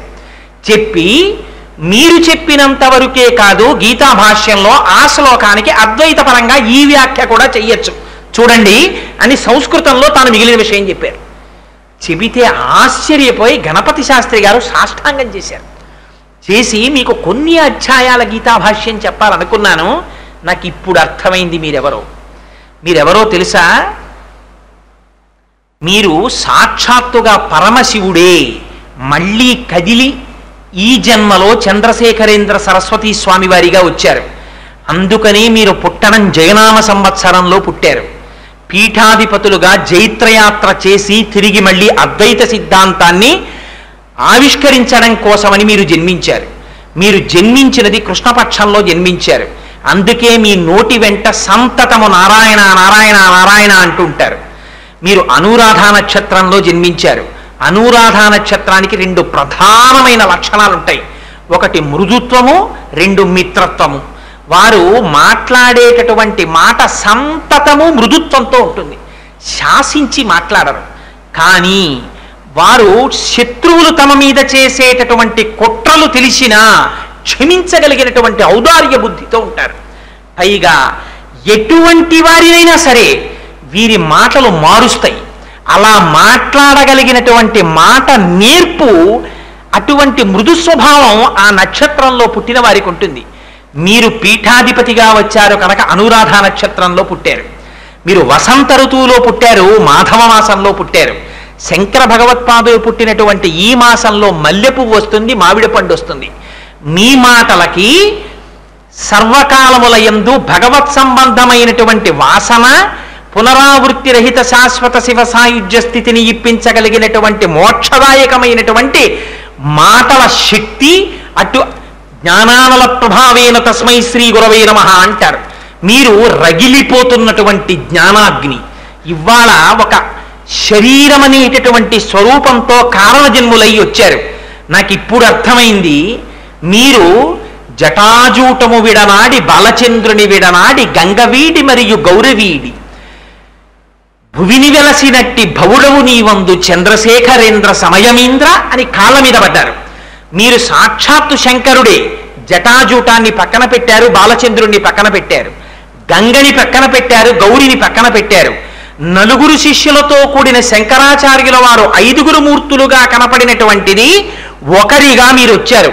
అందుకని పంచానన లగ్నంలో వచ్చారు. మీరు నిమిత్త మాత్రంగా మా దగ్గర వింటున్నారు, కానీ మీ అంత మీకుగా సమస్తము స్ఫురణలోకి వస్తున్నాయి. ఇది మీరు కారణజన్ములై జన్మించినటువంటి ఒక గురుస్వరూపం. మీకు గీతాభాష్యం సంపూర్ణంగా చెప్పానన్నటువంటి అదృష్టం నాకు కలగనివ్వండి. నేనే మీకు గీతాభాష్యం చెప్పుకుంటానని సాష్టాంగ దండ ప్రణామం చేశారు. మీకు ఆ భాగ్యము కలుగుగాక, మీరే నాకు గీత చెప్దురు గాని అన్నారు. ఇది చంద్రశేఖరేంద్ర సరస్వతి స్వామి వారి యొక్క స్వరూపం. అటువంటి మహానుభావుడు తరువాతి కాలంలో అమ్మవారికి జంబుకేశ్వరంలో తాటంకాల్ని పునఃప్రతిష్ఠ చేసి గొప్ప గొప్ప దీక్షలు నిర్వహించి ఒక్కొక్క యాగం ఎలా జరగాలో, ఒక్కొక్క యజ్ఞం ఎలా జరగాలో, పరమాచార్యుల వారిలో ఉన్నటువంటి గొప్పతనం ఏమిటో తెలుసా అండి? 13 సంవత్సరాల వయస్సులో ఆయన కొత్తగా పీఠాధిపత్యం స్వీకరిస్తే మొట్టమొదటి రోజున చంద్రమౌళీశ్వరారాధన చెయ్యడం కోసమని వెళ్ళారు. వెళ్ళి యోగలింగానికి అభిషేకం చేస్తున్నారు. అభిషేకం చేస్తున్నప్పుడు ఆశ్రమంలో ఉన్న పండితులు అన్నారు, మీరు అభిషేకం చేసేటప్పుడు అభిషేకము చేయబడుతున్నటువంటి శివస్వరూపము ఒకటి, మీరొకటి అన్న భావన మీకు ఉండకూడదు. రెండూ ఒకటే అన్న భావనతో మీరు అభిషేకం చెయ్యాలన్నారు. అంటే చంద్రశేఖరేంద్ర సరస్వతి స్వామి వారు పండితుల వంక తిరిగి అన్నారు, అభిషేకము చేస్తున్నప్పుడే ఆ భావన ఉండాలా? అన్ని కాలముల యందు ఉండవలసిన భావన అదే కదా అన్నారు. పండితులకి తల తిరిగిపోయింది. ఇట్లా 13 ఏళ్ల పిల్లాడు, మిషనరీ స్కూల్ నుంచి వచ్చిన పిల్లాడా ఈ పిల్లాడు? మనం చెప్పినది ఏమిటి, ఆ పిల్లాడు చెప్తున్నది ఏమిటి? అంటే ఎంత అద్వైత స్థితిలో ఉన్నారో చూడండి. ఆయన ఎక్కడి నుంచి వచ్చింది ఆ స్థితి? ఇది మన వాక్కులకు అందదు, ఇది మన ఊహకు అందదు. ఇది పరమాచార్యుల వారి యొక్క లక్షణం. వారు ధర్మపాలనం అంటే ఎలా చేసేవారో తెలుసా అండి? ఇంత స్థితిని పొందినటువంటి పరమాచార్యుల వారు 20-25 సంవత్సరాల మధ్య వయస్సులో ఉండగా ఒకనాడు ఒక ఆశ్చర్యకరమైన సంఘటన జరిగింది. మంచి యవ్వనంలో ఉన్నటువంటి ఒక స్త్రీ పెద్ద పెట్టున రోదన చేస్తూ ఆశ్రమానికి వచ్చింది. వచ్చి మేనేజర్ గారిని కలిసి, నేను ఒక్కసారి పీఠాధిపతిని కలుసుకుని నా కష్టం చెప్పుకోవాలి, నాకు అనుమతినివ్వండి అంది. స్వామివారు ఈ వెనక గదిలోనే వేయించేసి ఉన్నారు, లోపలికి వెళ్ళమన్నారు. లోపల స్వామివారి చెవిన ఎలా పడిందో తెలియదు. మేనేజర్ గారు, ముందు మీరు ఒకసారి లోపలికి రండి అన్నారు. లోపలికి వచ్చారు. వస్తే పరమాచార్యుల వారి శిరస్సుని ఎప్పుడు ఏకవస్త్రం ఇలా కప్పు ఉంటుంది. సత్యదండాన్ని తీసి పక్కన పెట్టి తమ తల మీద ఉన్న ముసుగు వక్షస్థలాన్ని కప్పుతూ ఆచ్ఛాదించిన వస్త్రాన్ని పక్కకి తీసి, నేను ఎలా కనపడుతున్నానని అడిగారు. అడిగితే, మీరు మూర్తీభవించిన కామాక్షి స్వరూపంగా నాకు కనపడుతున్నారు అన్నారు. ఈ శరీరం ఎలా కనపడుతోందని అడిగారు. నిండు యవ్వనంలో మిసమిసలాడుతూ కనపడుతోందన్నారు. మీకు నేను కామాక్షీదేవిగా కనపడచ్చు. ఈ సమస్త ప్రపంచం కూడా ఇవాళ కంచి పీఠాధిపతిగా నన్ను ఆరాధిస్తోంది.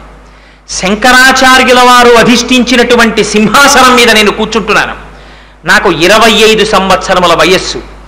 ఈ ఉపాధికి కొన్ని లక్షణాలు ఉంటాయి. నేను ఎంత జాగ్రత్తగా ఉన్నా, నేను ఉండడం కాదు, లోకము కూడా నన్ను విశ్వసించేటట్టుగా నా ప్రవర్తన ఉండాలి. యవ్వనంలో ఉన్నటువంటి ఒక స్త్రీ తన కష్టం చెప్పుకోవడానికి ఏకాంతంగా నా దగ్గరికి మీరు పంపుతారా? ఆమెతో నేను ముఖం చూసి మాట్లాడచ్చా? మాట్లాడకూడదు. మీరు ఇక ఎప్పుడు పక్కన అతివృద్ధుడైన వాడు కానీ, వేరొక అన్నగారు కాని, తమ్ముడు కాని, తండ్రి కాని, భర్త కాని, ఎవరో ఒకరు తోడు లేనటువంటి స్త్రీని నా వద్దకి ఏకాంతమునందు ఎప్పుడూ పంపవద్దు. ఒక్కతే స్త్రీ ఉండగా లోపల పరమ పీఠాధిపతులు మాట్లాడుతున్నారన్నటువంటి మాట ఎన్నడూ రాకూడదు. నేను మాట్లాడడం అంటూ జరిగితే పక్కన పురుషుడున్న స్త్రీతో మాట్లాడతాను, లేదా వృద్ధురాలైనటువంటి వేరొక స్త్రీని తీసుకుని నా దగ్గరికి రమ్మనండి. అలా కూడా పక్కన తోడు లేని వారిగా వచ్చానన్నారా, చంద్రమౌళీశ్వరుడికి చెప్పమనండి వాళ్ళ కష్టాలు. చంద్రమౌళీశ్వరుడు వింటే నేను విన్నట్టే. ఆ పూనికతో చెప్పుకోమనండి. ఒంటరి స్త్రీలతో నేను మాత్రం మాట్లాడను. ఎందుకని అంటే ఒక ధర్మం ఉంది. ఎంత సన్యాసికి కూడా లోపల తాను సన్యాసిగా ఉండడం కాదు, పైన కూడా అలా ప్రవర్తించి చూపించాలి ప్రపంచానికి. అందుకని నా కట్టుబాటు నాకుంది, నేను ఎన్నడూ అలా మాట్లాడను అని మళ్ళీ వస్త్రం తీసుకుని వేసుకున్నారు. ఇది పరమాచార్యుల వారి జీవితం అంటే. ఎంత ధర్మబద్ధమైన నడువడో చూడండి. వారికి ఒకనాడు ఆశ్రమంలో వంటవాడొచ్చి వంట వడ్డించారు. వడ్డిస్తే పీఠాధిపతులు షడ్రశోపేతమైన విందు అరగిస్తారు, కానీ జింహకి లొంగరు. ఒకనాడు పీఠాధిపత్యం అంటే సామాన్యం కాదండి.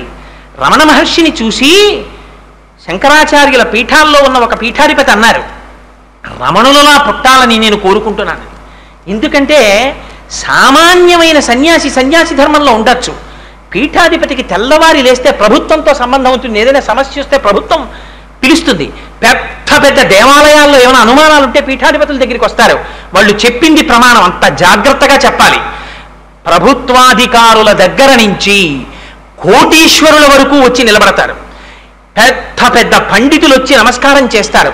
ఒక్కొక్క నాడు ఎంత చిత్రమైన లక్షణాలు వస్తాయి, సమస్యలు వస్తాయంటే పీఠాధిపతులకి. సన్యాసికి ఆ సమస్య ఉండదు, పీఠాధిపతికి ఉండే సమస్యలు వేరు. పరమాచార్యులు వారు చెప్పుకు బాధపడుతుండేవారు, పీఠాధిపత్యం అంటే సామాన్యం కాదని. వారికి ఒకనాడు వంటవాడు భోజనం వడ్డించాడు. వడ్డిస్తే వారు భోజనం చేసి, ఈ పప్పు ఏ పదార్థంతో చేశావు అని అడిగారు. తోటకూర పప్పు అన్నాడు. ఓహో అలాగా అన్నారు. బాగుందా స్వామి అన్నారు. బాగుంది అని పొరపాటున వారి నోటి వెంట వచ్చింది. వాడు మరునాడు కూడా తోటకూర పప్పు వేశాడు, తిన్నారు. మూడవ నాడు కూడా తోటకూర పప్పు వేశాడు. ప్రతిరోజు తోటకూర పప్పు ఎక్కడిది అని అడిగారు. అడిగితే వాడన్నాడు, స్వామి మీరు తోటకూర పప్పు అంటే సంతోషపడుతున్నారు కదా, ఈ విషయం చెప్పి తమ శిష్యులందరికీ చెప్పాను. వాళ్ళు కట్టల కట్టల తోటకూర తెస్తున్నారు, అందులో మంచి తోటకూర ఎంచి పప్పు చేస్తున్నాను అన్నారు. అలాగా అన్నారు. చూడండి వారి పరిపక్వత చూడండి. ఆ వయస్సులో వంటవాడిని ఏమీ అనలేదు, వెళ్ళిపోయాడు వంటవాడు. మరునాడు మళ్ళీ భోజనం వడ్డించబోతున్నారు. ఈనాడు మేము భిక్ష స్వీకరించట్లేదు అన్నారు. కంచి పీఠాధిపతులు భిక్ష చేసేటటువంటి పద్ధతి కూడా చిత్రంగా ఉంటుంది. మీరు ఎప్పుడైనా పరంపరాగతంగా వచ్చే పీఠాధిపతులు ఇంటికి భిక్ష వచ్చి భిక్ష పెట్టిన వాళ్ళకి తెలుస్తుంది రహస్యం. ఆ తీసుకోవడం కూడా చాలా గమ్మత్తుగా ఉంటుంది. అవన్నీ సభాముఖంగా చెప్పేవి కావు కాబట్టి నేను చెప్పట్లేదు. ఒకనాడ అదృష్టం కలిగింది కాబట్టి నాకు తెలుసు. అందుకని ఆ కంచి పీఠాధిపతులు ఆ భిక్ష చేస్తున్నప్పుడు ఇవాళ భిక్ష చెయ్యను అన్నారు, ఆపేశారు. మరునాడు కూడా భిక్ష చెయ్యట్లేదు అన్నారు. మరి ఏమి తీసుకుంటారు అన్నారు. ఉసిరికాయంత గోమయము అంటే ఆవు పేడ, ఆచమనం చెయ్యడానికి గోమూత్రము తీసుకురండి అన్నారు. ఉసిరికాయంత ఆవు పేడ నోట్లో వేసుకునేవారు, గోమయాన్ని తీసుకుని చేతిలో వేసుకుని ఆచమనం చేసేవారు, అంతే. అలా వారం రోజులు అయిపోయాయి. పీఠాధిపతులు ముద్ద ముట్టడం లేదు. ఏమైందో తెలియక ఆశ్రమం అంతా తల్లడిల్లిపోయింది. పరుగు పరుగున వచ్చి స్వామి పాదముల మీద పడి అడిగారు, స్వామి మీరు ఎందుకని అసలు ఆహారం తీసుకోవట్లేదని, ఏమైనా ఒంట్లో నలత చేసిందా, ఏమిటి కారణం చెప్పండి అని. అంటే అంత యవ్వనంలో ఉండగా చంద్రశేఖరేంద్ర సరస్వతి స్వామి వారు చెప్పినటువంటి మాట వినండి. ఆయన అన్నారు, నేను రేపటి రోజున ఏదైనా ఒక గ్రామానికి వెడితే కంచికామకోటి పీఠాధిపతులు జగద్గురు శంకరాచార్య శ్రీ శ్రీ శ్రీ చంద్రశేఖరేంద్ర సరస్వతి మహాస్వామి వారు వేయించేశారని నన్ను పిలుస్తారు, అనుగ్రహ భాషణం చెయ్యమని అడుగుతారు. నేను గురువు యొక్క స్వరూపంతో వేదిక మీద కూర్చుని ఇంద్రియములకు లొంగకూడదు అని ఉపన్యాసం చెప్తాను. ఈ శరీరము మీరు కాదని చెప్తాను.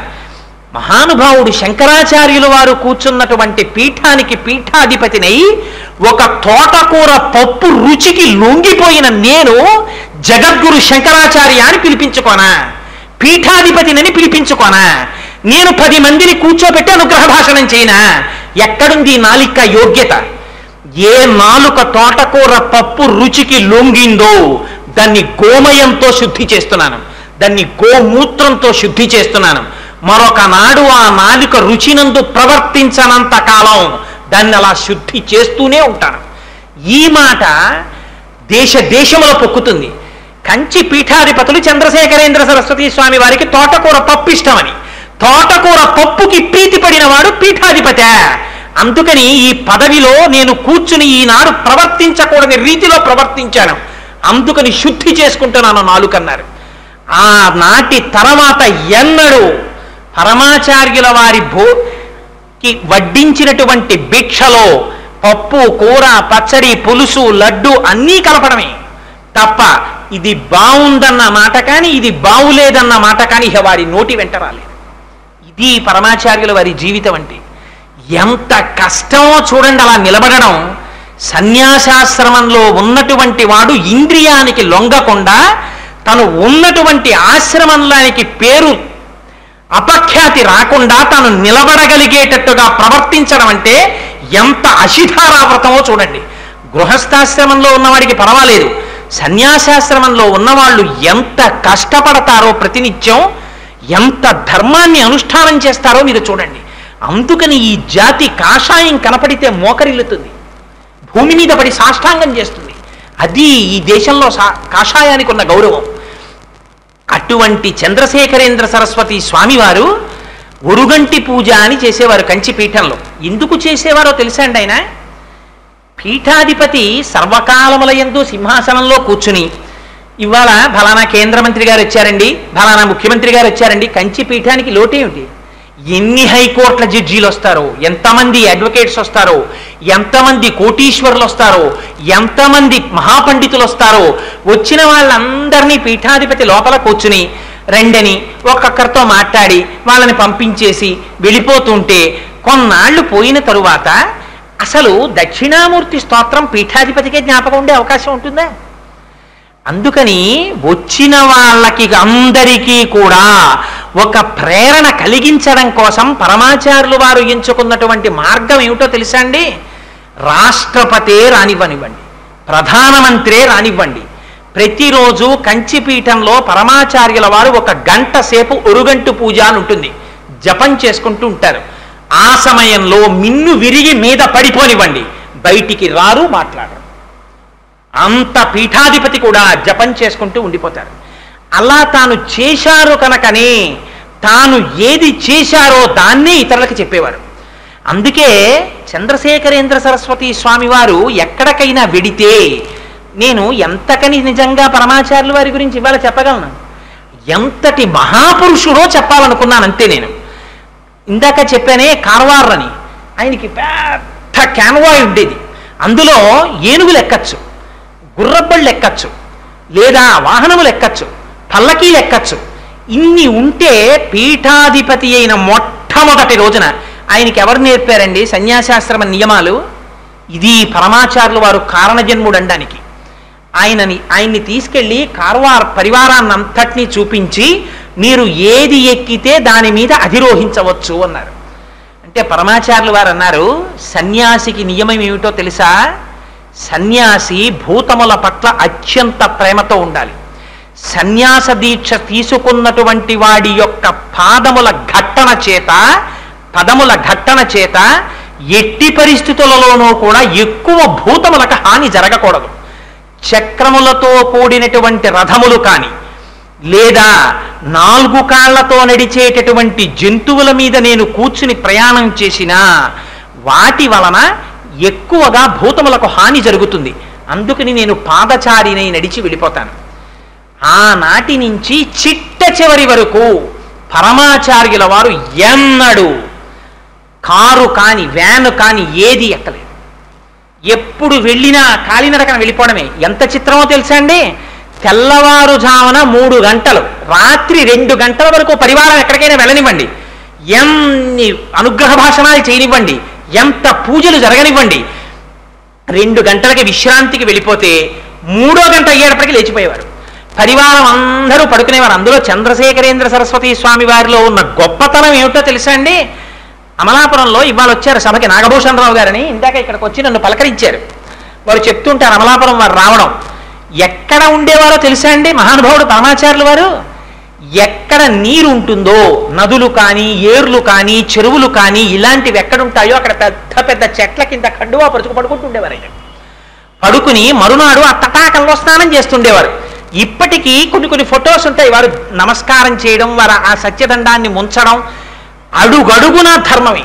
ఎలా నియమం పాటించాలో అలా పాటించేవారు. పరివారం నిద్రపోతుంటే 3 గంటలకి లేచి ముఖ ప్రక్షాళనం అయిపోయి అనుష్ఠానం చేసేసుకుని కమండలంలో నీళ్లు పట్టుకుని ఎవరో ఒక్కరిని ఒక చలుపు తెరిచేవారు. ఏ గుడ్డ పెట్టావు ఇలా అనేవారు. అమ్మ బాబోయ్, గురువుగారు లేచిపోయారు, అప్పుడే తెమిలిపోయారు, బయలుదేరండి అని చెప్పి వీళ్ళు ముఖ ప్రక్షాళనం చేసుకుని పడుకున్న ఆ బట్టల గుడ్డలు తీసి మూటలు కట్టుకుని అవతల గ్రామం చేరడానికి సిద్ధపడే లోపల 2 మైళ్ళ దూరం నడిచి వెళ్ళిపోయేవారు పరమాచార్యుల వారు. అప్పటికి ఎవ్వరి కోసం ఆగేవారు కాదు, వెళ్ళిపోతుండేవారు అంతే. పరివారం వెంటబడవలసిందే. అంత అలా ఉండేదైన ధర్మం అంటే.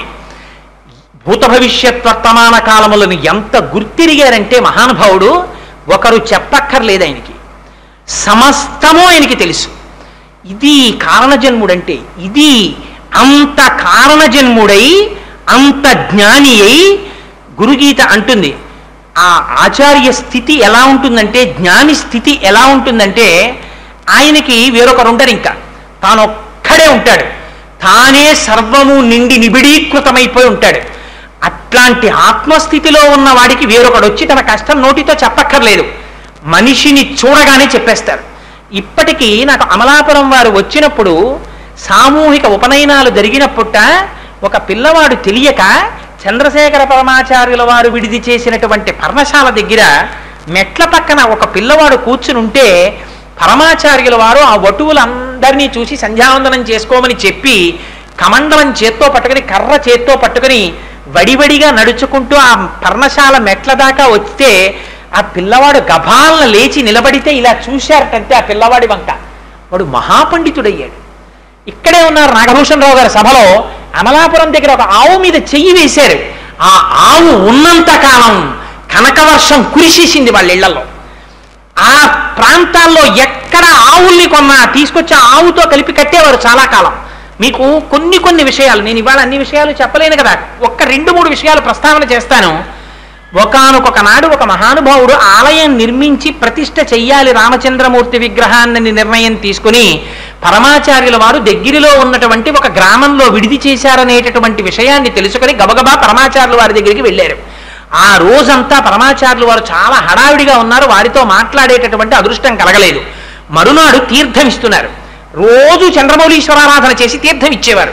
తీర్థం ఇస్తుంటే ఈయన వెళ్ళి తీర్థం కోసమని చెయ్యి పట్టారు.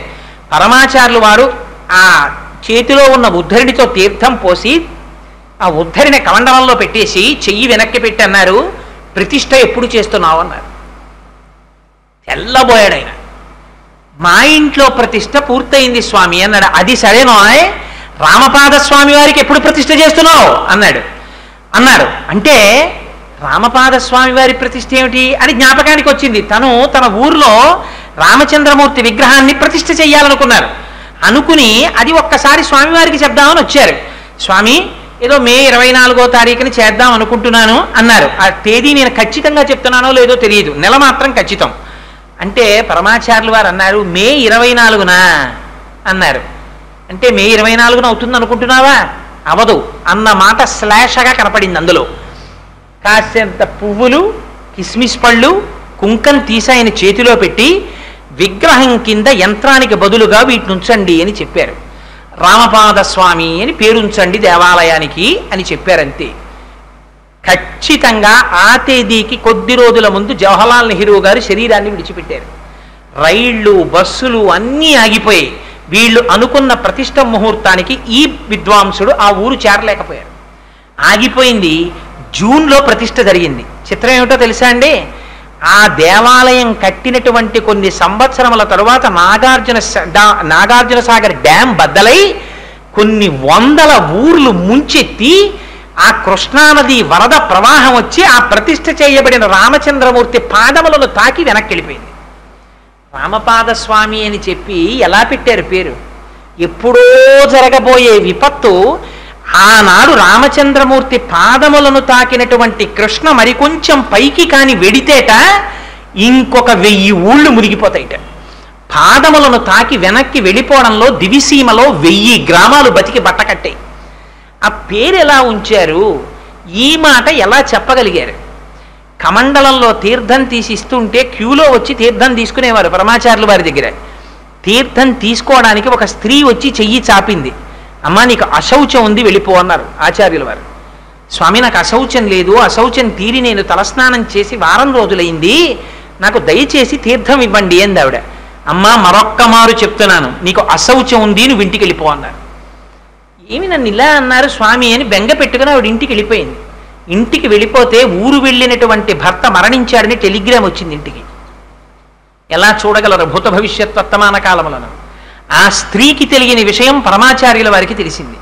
ఇంకా చిత్రమైన విషయం, ఇలా ఎన్నో లీలలు. కానీ ఉదాహరణకి 1-2 చెప్తున్నానంటే ఆత్మస్థితిగతులై ఉండడం అంటే ఏమిటి అన్నదానికి రమణులు కూడా ఇలాగే చెప్పగలిగేవారు. ఎక్కడో అమెరికాలో ఎక్కడో ఒక నది ఒడ్డున రమణ మహర్షిని చూడాలని రోజు డిబ్బీలో డబ్బులు దాచుకునేటటువంటి దంపతులు 17వ నంబర్ సిమెంట్ బెంచీ మీద కూర్చుని మాట్లాడుకున్నటువంటి మాటల్ని వాళ్ళ డబ్బు పూర్తయిన తరువాత రమణాశ్రమానికి వచ్చి అక్కడ కూర్చుంటే వాళ్ళ భాష తెలియకపోయినా రమణ మహర్షి మీరు ఫలానా నది ఒడ్డున ఫలానా నంబర్ బెంచీ మీద కూర్చుని నా గురించి మాట్లాడుకునేవారు కదా అన్నారు. ఎలా తెలుస్తుంది రమణులకి? అలాగే తెలుస్తుంది చంద్రశేఖరులకి. ఎంత చిత్రం అంటే వారు ఒక నీలంరాజు శేషయ్య గారని మహానుభావుడు ఆంధ్రప్రభ ఎడిటర్, ఆయనే నడిచే దేవుడు అని పుస్తకం రాశారు. అందులోనే నేను ఇవాళ 1-2 సందర్భాలు అందులోంచి తీసుకొచ్చి చెప్పాను. అందులో దీని గురించి వ్రాశారు ఆయన. నీలంరాజు శేషయ్య గారి సోదరి ఒకనాడు పరమాచార్యుల వారిని వారి ఇంటికి ఆహ్వానించారు భిక్షకి, చంద్రమౌళీశ్వరారాధనకి. ఆనాడు చంద్రమౌళీశ్వరారాధన చేసి అభిషేక తీర్థం ఇస్తున్నారు.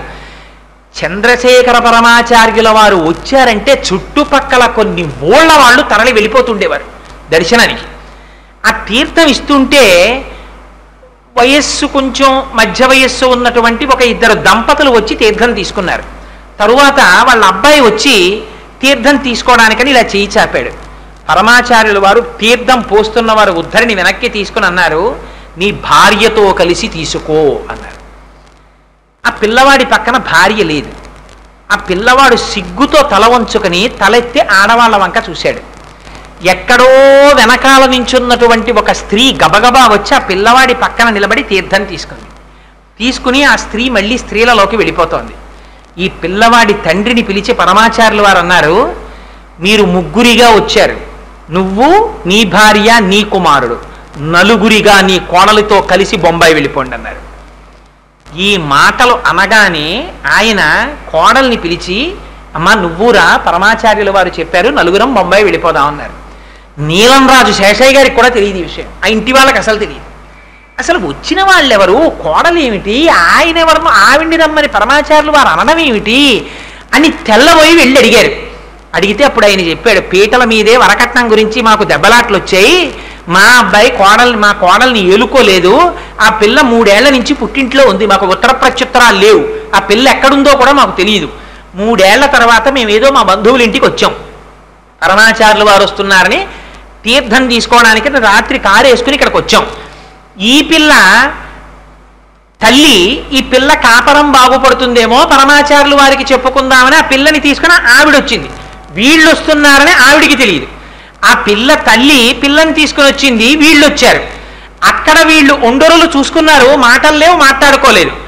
ఇది పరమాచార్యుల వారికి ఎలా తెలిసింది? ఆ తల్లి సంకల్పం చేసింది పరమాచార్యుల వారికి చెప్పుకుందామని, ఆయన నోటి వెంట వచ్చిన మాట కాపరాన్ని దిద్దేసింది. నేను చీరలు కూడా తెచ్చుకోలేదు అంది కోడలు. అమ్మ నీకు బొంబాయిలో కొంటాం, ఇది పరమాచార్యుల వారి ఆజ్ఞ, నువ్వు ఇంకా ఇంటికి వెళ్ళడానికి వీల్లేదు, మాతో వచ్చేసాయి, బొంబాయి తీసుకెళ్ళిపోతామని తీసుకెళ్ళిపోయారు. అంతే, వాళ్ళు వెళ్ళిపోయింది బొంబాయి హాయిగా.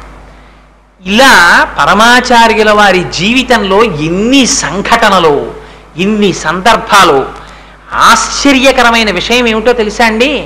కేవల పీఠాధిపత్యం కాదు, వారు చేసినటువంటి అనుగ్రహ భాషణాలు, వారు మాట్లాడిన ఒక్కొక్క మాట ఈ దేశంలో కొన్ని కోట్ల మందిని మార్చాయి. అది గురువు అంటే. గురువు అంటే నేను ఆ మాట ఇంత పరమ పవిత్రమైన వేదిక మించి అనొచ్చో అనకూడదో, ఎందుకు వచ్చిందానని అనను, కానీ కొన్ని కోట్ల మందిని మార్చగలిగినటువంటి వాడు గురువు. పరమాచార్యుల వారు వేదిక మీద వెళ్ళి కూర్చుంటే ఒక ఊర్లో కొన్ని వేల మంది వచ్చి 100 రూపాయల నోట్ల కట్టల దగ్గర నుంచి, బంగారపు గొలుసుల దగ్గర నుంచి, బంగారు కంచి పీఠాధిపత్యం అంటే ఏమిటో తెలుసా అండి? అమ్మవారికి అభిషేకం చేసి పీఠాధిపతులు ఇలా పైకి చూశారు. చూసి, అయ్యో ఈ అమ్మవారి గుడిపైన ఉన్న కలశాలకి బంగారు పూత పూస్తే ఎంత బాగుంటుందో, అంత బంగారం రావద్దు అన్నారంతే. ఆలయంలో ఉన్న ఆడవాళ్ళందరూ భర్తల వంక చూశారు. భర్తలు వెంటనే చేతి ఉంగరాలు తీసేశారు. ఆడవాళ్ళు ఒకరు గాజు తీసి అక్కడ పెట్టేశారు, ఒకరు మెళ్ళో గొలుసు తీసి అక్కడ పెట్టేశారు. క్షణాల మీద 10 కిలోల బంగారం అయిపోయింది. ఆ మరునాడు బంగారం కలశలకి పూతయిపోయింది. ఇలా సంకల్పం చెయ్యడమే, నోటి వెంట మాట అనడమే, మళ్ళీ అంతేలా దానం చేసేసేవారు. సంఘం ఉండేది కాదు అసలు పరమాచార్యుల వారికి. వారు వచ్చి కూర్చుంటే వేదిక నిండిపోయింది బంగారంతో, సొమ్ము కట్టలతోటి నిండిపోతే పరమాచార్యుల వారు వీటన్నిటి వంక చూసి అన్నారు, నేను మీలో ఎవ్వరినైనా 1 రూపాయి తెచ్చి నాకు ఇమ్మని అడిగానా? అడగలేదు. కానీ పేద సన్యాసి కోసం మీ అందరూ ఇన్ని కానుకలు తెచ్చి నాకు ఇచ్చారు. నేను నోరు తెరిచి మిమ్మల్ని అడుగుతాను, నాకు ఒక్కటి ఇవ్వగలరా మీలో ఉన్న ప్రతివారు అని అడిగారు. ఏం కావాలి స్వామి అన్నారు. మీ అందరికీ రోజుకి 24 గంటల సమయం ఉంది కదా, ఈ పేద సన్యాసికి 2 నిమిషములు దానం చెయ్యగల. ఆసనములలోంచి లేచి నిలబడి మాకు ఉన్న ప్రతి రోజులో 2 నిమిషములు చంద్రశేఖర పరమాచార్యుల వారికి ధారపోసేస్తున్నాం అని నాకు దానం చేయండి అన్నారు. అందరూ లేచి 2 నిమిషములు పరమాచార్యుల వారికి దానం చేస్తున్నాం అన్నారు. ఇప్పుడు మీది కాదు కదా 2 నిమిషాలు, నాది. అందుకని నేను చెప్పినట్టు మీరు వినియోగించండి. 2 నిమిషములు ప్రతిరోజు భగవన్నామము చెప్పుటకు తప్ప వేరొక దానికి ఉపయోగించకండి. మీరు ప్రయాణంలో ఉండండి, కూర్చోండి, నించోండి, ఏం చేస్తుండండి, ఒక్కసారి వాచి చూడండి. 10:10 అయింది. 10:12 వరకు ఇవాళ 2 నిమిషాలు నేను చేసిన దానపు సమయాన్ని పరమాచార్యులు వారు చెప్పిన ప్రయోజనానికి వాడుతున్నాను. అది 2 నిమిషాలు భగవన్నామం తప్ప వేరొకటి ఉండకూడదు. అది మీ ఇష్టం, ఏ స్వరూపం కానివ్వండి, ఏ నామం కానివ్వండి. There were no controversies. పరమాచార్యుల వారు ఎప్పుడూ కాంట్రవర్సీస్లోకి వెళ్ళలేదు. భగవన్నామని చెప్పుకోండి. ఎన్ని కోట్ల మంది ఈ జాతిలో ఉద్ధరింపబడిపోయి ఉంటారండి ఆ మాటకి. ఎంతమందిని రోజుకి 2 నిమిషాలు భగవన్నామానికి పరమాచార్యులు వారు వెచ్చింపచేశారు. ఇది గురువుల యొక్క స్థితి అంటే, ఇది కాషాయం అంటే. ఇలా పరమాచార్యుల వారు ఎంతమందిని ఉద్ధరించారో మహానుభావుడు. పెళ్ళిళ్ళ దగ్గర నుంచి, ఐశ్వర్యం దగ్గర నుంచి, జ్ఞానబోధ దగ్గర నుంచి, సన్యాస దీక్షల దగ్గర నుంచి ఎంతమందికి ఇన్ని ఇచ్చారో, అశిధారావ్రతంగా తన సన్యాస ధర్మాన్ని తాను నిర్వర్తిస్తూ పీఠాధిపత్యాన్ని అంత జాగ్రత్తగా కాపాడుతూ 100 సంవత్సరముల వరకు శతాయుష్కులై పీఠాధిపత్యం అవిచ్ఛిన్నంగా పరంపరాగతంగా కొనసాగాలి కనుక జయేంద్ర సరస్వతీ స్వామి వారిని శిష్యుడిగా స్వీకరించి, విజయేంద్ర సరస్వతీ స్వామి వారిని శిష్యుడిగా స్వీకరించి, నడిచే దేవుడని పేర్గాంచి ఒకే సమయంలో భారతదేశంలో, దక్షిణ భారతదేశంలో, అందులో మనకి విచిత్రం ఏమిటో తెలుసా అండి? అయోధ్య, మధుర, మాయా, కాశీ, కాంచీ, అవంతిక, పురి, ద్వారవతీ చైవ సప్తైతే మోక్షదాయక అని 7 మోక్షపురాలు. అందులో 6 ఉత్తర భారతదేశంలో ఉంటే దక్షిణ భారతదేశంలో ఉన్నది ఒక్క కంచి పట్టణమే.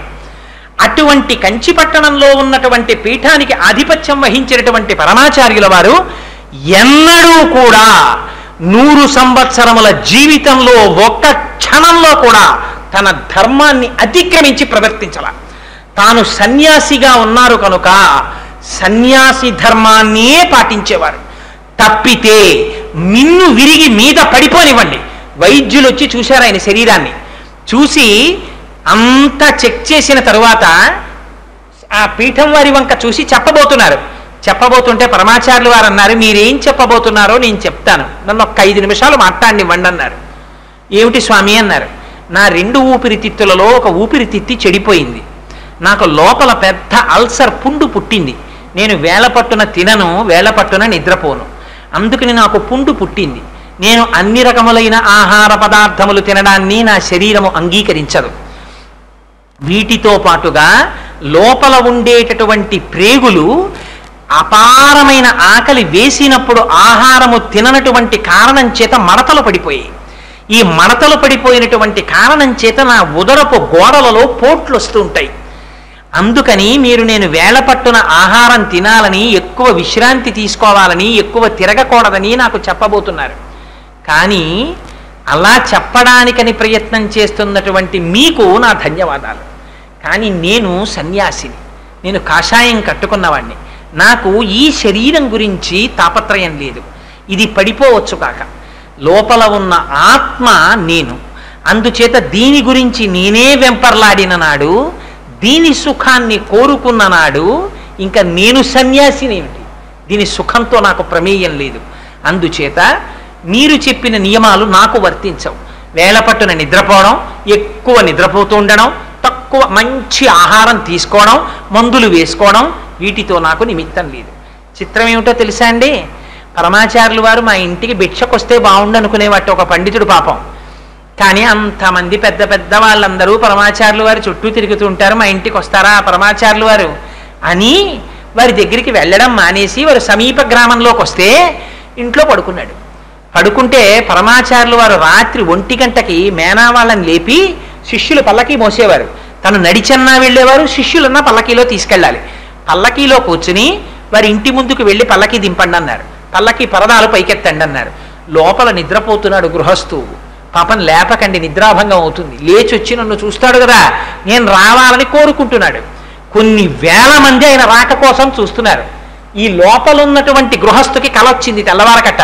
పరమాచార్యుల వారు మేనాలో తన ఇంటికి వచ్చినట్టు.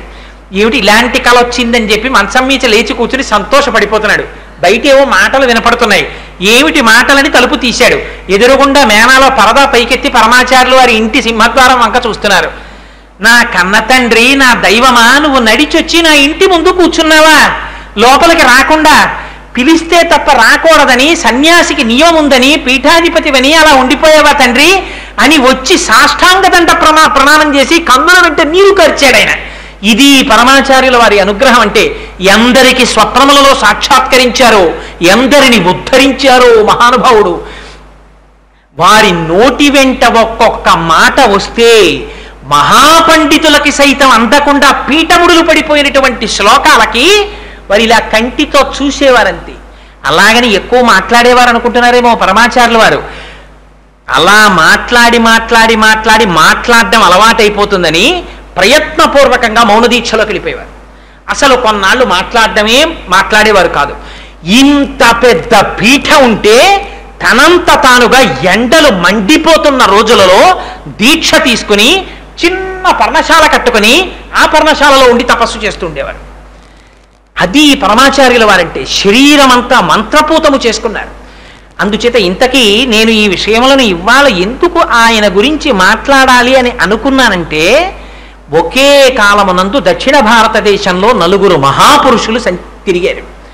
ఒకరు కంచి పీఠాధిపతులు చంద్రశేఖరేంద్ర సరస్వతి స్వామి వారు, తిరువణ్ణామలైలో రమణ మహర్షి, అప్పుడే పాండిచేరిలో సర్ అరబిందో, అక్కడ శృంగగిరి పీఠాధిపతులు ఉగ్ర నృసింహభారతి స్వామి వారు. వారు ఎంత గొప్పవారంటే ఉగ్ర నృసింహభారతి కాలినడకన కాశీ 2 మాటలు వెళ్ళి పండితుల దగ్గర బ్రహ్మచారిగా ఉండగా విద్యాభ్యాసం చేసి వచ్చారు. కాలినడకన కాశీ వెళ్ళి. అటువంటి వారు ఎంత చిత్రమో తెలుసా అండి. వారు మధుర మీనాక్షి దేవాలయంలోకి వెళ్ళారు. వెళ్ళి మాకు లోపలికి వెళ్ళి అమ్మవారిని అర్చిస్తామన్నారు. అంటే అర్చకులు అన్నారు, మీరు లోపలికి వెళ్ళడానికి వీల్లేదు, మీరు ఎంత పీఠాధిపతులైనా సరే మీరు బయట నించోండి, మేము అర్చన చేస్తాం మీ పీఠం తరపున అన్నారు. అలాగా అన్నారు. శిష్యుడి చేతిలో కొబ్బరికాయ ఉంది, ఆ కొబ్బరికాయ ఇలా ఇమ్మన్నారు. చేతిలోకి తీసుకుని కుడి చేతిలో పెట్టుకుని అమ్మవారి ఎదురుగుండా కొబ్బరికాయ పెట్టి మంత్రాలు చదివారు. అమ్మవారిలో ఉన్న జీవగల కొబ్బరికాయలోకి వెళ్ళిపోయింది. కొబ్బరికాయ చేత పట్టుకుని విడిదికి వెళ్ళిపోయారు. వెళ్ళిపోయి కొబ్బరికాయ సింహాసనం మీద పెట్టి పూజ చేసేస్తున్నారు. మధుర మీనాక్షి అమ్మవారి విగ్రహం చరిత్రలో ఎన్నడూ లేని విధంగా వెలవెలపోయింది. హడిలిపోయారు అర్చకులు. హడిలిపోయి పరిగెత్తుకుంటూ స్వామివారి విడిదికి పరిగెత్తారు. స్వామి మాది అపరాధం అయిపోయింది, మీరు సాక్షాత్ అమ్మవారి స్వరూపం, మిమ్మల్ని అమ్మవారి పూజ చెయ్యొద్దన్నాం, మీరు వచ్చి లోపల అర్చన చెయ్యండి, అమ్మవారి కళల్ని మళ్ళీ అమ్మవారిలోకి విడిచిపెట్టేయండి మహాప్రభు అన్నారు. అంటే మళ్ళీ వచ్చి ఆ చేతిలో ఉన్న కొబ్బరికాయలోంచి మళ్ళీ అమ్మవారిలో ఉన్న కళల్ని అమ్మవారిలోకి ప్రవేశపెట్టేశారు. అమ్మవారు కూడా వారి మాటలు వినేది. తెల్లవారి లేసి ఒక్కొక్కసారి చంద్రశేఖర పరమాచార్యుల వారు 1-2 సందర్భాల్లో మాత్రం బయటపడిపోయారు. అప్పుడు మాత్రం ఇంకా తప్పించుకునే అవకాశం లేక చిరునవ్వుతో అంగీకరించవలసి వచ్చింది. లేకపోతే డాంబికంగా బయటపడేవారు కాదు. కంచి కామాక్షి అమ్మవారితో తాను మాట్లాడతానన్న విషయాన్ని ఒకరోజు ప్రసంగవశాత్తు బయటపడ్డారు పరమాచార్యుల వారు. ఆ ఎదురుగుండా ఉన్న శిష్యుడు మంచి గట్టివాడు, వాడు పట్టుకున్నాడు. ఎవరు అమ్మా నిజం చెప్పండి, మీరు ఎవరితో మాట్లాడారని. కామాక్షి అమ్మవారితో మీరు మాట్లాడారు, నిజమా కాదా? ఒకడు దేహం విడిచిపెట్టిపోయాడు, ఒకడు దేహం మీద మమకారం విడిచిపెట్టిపోతాడన్నావు. అన్నది అమ్మవారు అంటున్నారు. ఆ అన్నది కామాక్షి అమ్మవారు, అవునా కాదా అంటే ఆనాడు మాత్రం నవ్వుతూ అంగీకరించారు అవును అని. అంతటి స్థితప్రజ్ఞులు, అంతటి మహాపురుషులు. అటువంటి మహాపురుషుడు చంద్రశేఖరేంద్ర సరస్వతి స్వామివారు తనంత తానుగా కోరి తీసుకున్న సన్యాసం కాదు, గురువుల దగ్గర కూర్చుని చదువుకున్న చదువు కాదు, తపస్సు చేసి తెచ్చుకున్న ఆత్మస్థితి కాదు. కానీ ఇటువంటి స్థితికి ఎలా రాగలిగారు? ఇది కారణజన్ములంటే, ఇది గురువులంటే. అటువంటి పీఠం కంచి పీఠం, అటువంటి పీఠాధిపతులు చంద్రశేఖరేంద్ర సరస్వతి స్వామివారు. అందుకని అటువంటి మహాపురుషుడి గురించి 4 మాటలు చెప్పుకుంటే చాలు. అందుకే నేను ఇవాళ సాధారణంగా నా ఉపన్యాసాల్లో నాకుండేటటువంటి బలహీనత, ఒక విషయంలోంచి ఇంకో విషయంలోకి వెళ్ళిపోతుంటాను. ఇవాళ నన్ను నేను నియంత్రించుకున్నాను, ఇతర విషయాలు స్పృశించకుండా కేవలం పరమాచార్యుల వారి గురించే మాట్లాడాలని. నేను నియంత్రించుకుంటే అవుతుందా? స్వామి అనుగ్రహం ఉండద్దు. చిత్రం ఏమిటో తెలుసా అండి, అంతటి పరమాచార్యుల వారు ఎంత మాయ చేసేవారంటే అందరి మధ్యలో ఉన్నట్టు ఉండేవారు, మాయమైపోయేవారు. ఎక్కడున్నారు స్వామి అంటే వెతికి వెతికి వెతికి వెతికి వెతికితే ఎక్కడో దొరికేవారు.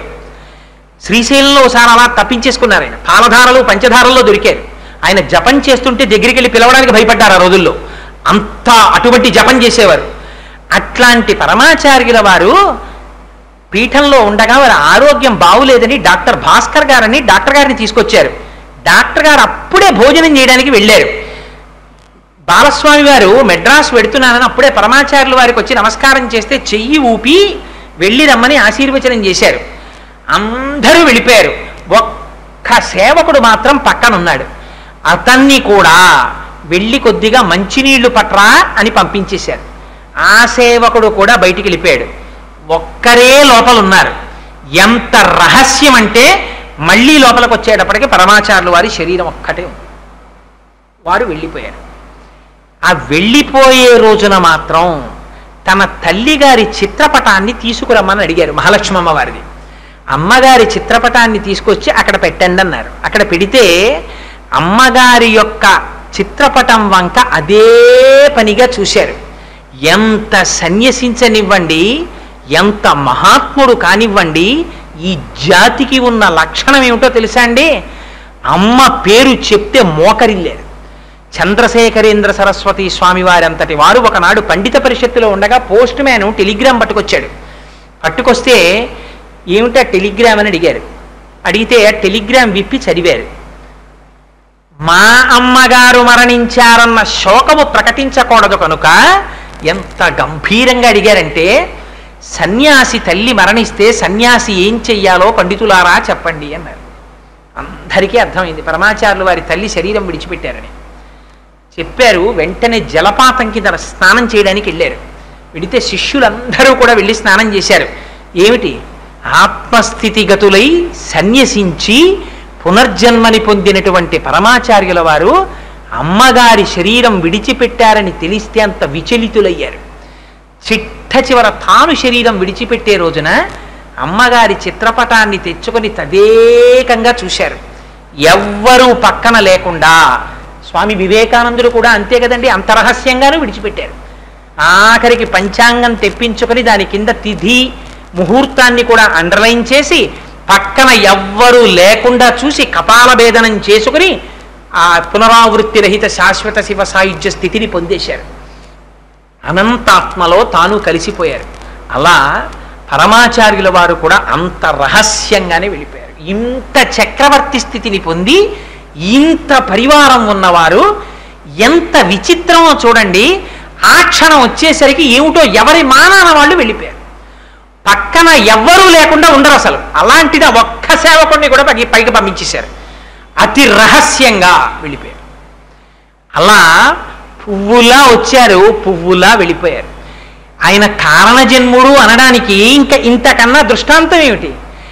భగవానుడు అవతారమూర్తిగా వచ్చి రాక్షస సంహారం చేస్తాడు. కానీ ఒక గురుస్వరూపంగా వచ్చి, ఒక గురువు జ్ఞానమే ఇయ్యగలిగిన వాడు, మోక్షమే ఇప్పించగలిగిన వాడు, భౌతికమైన ఐశ్వర్యాన్ని కోరికల్ని తీర్చడం ఒక లెక్క.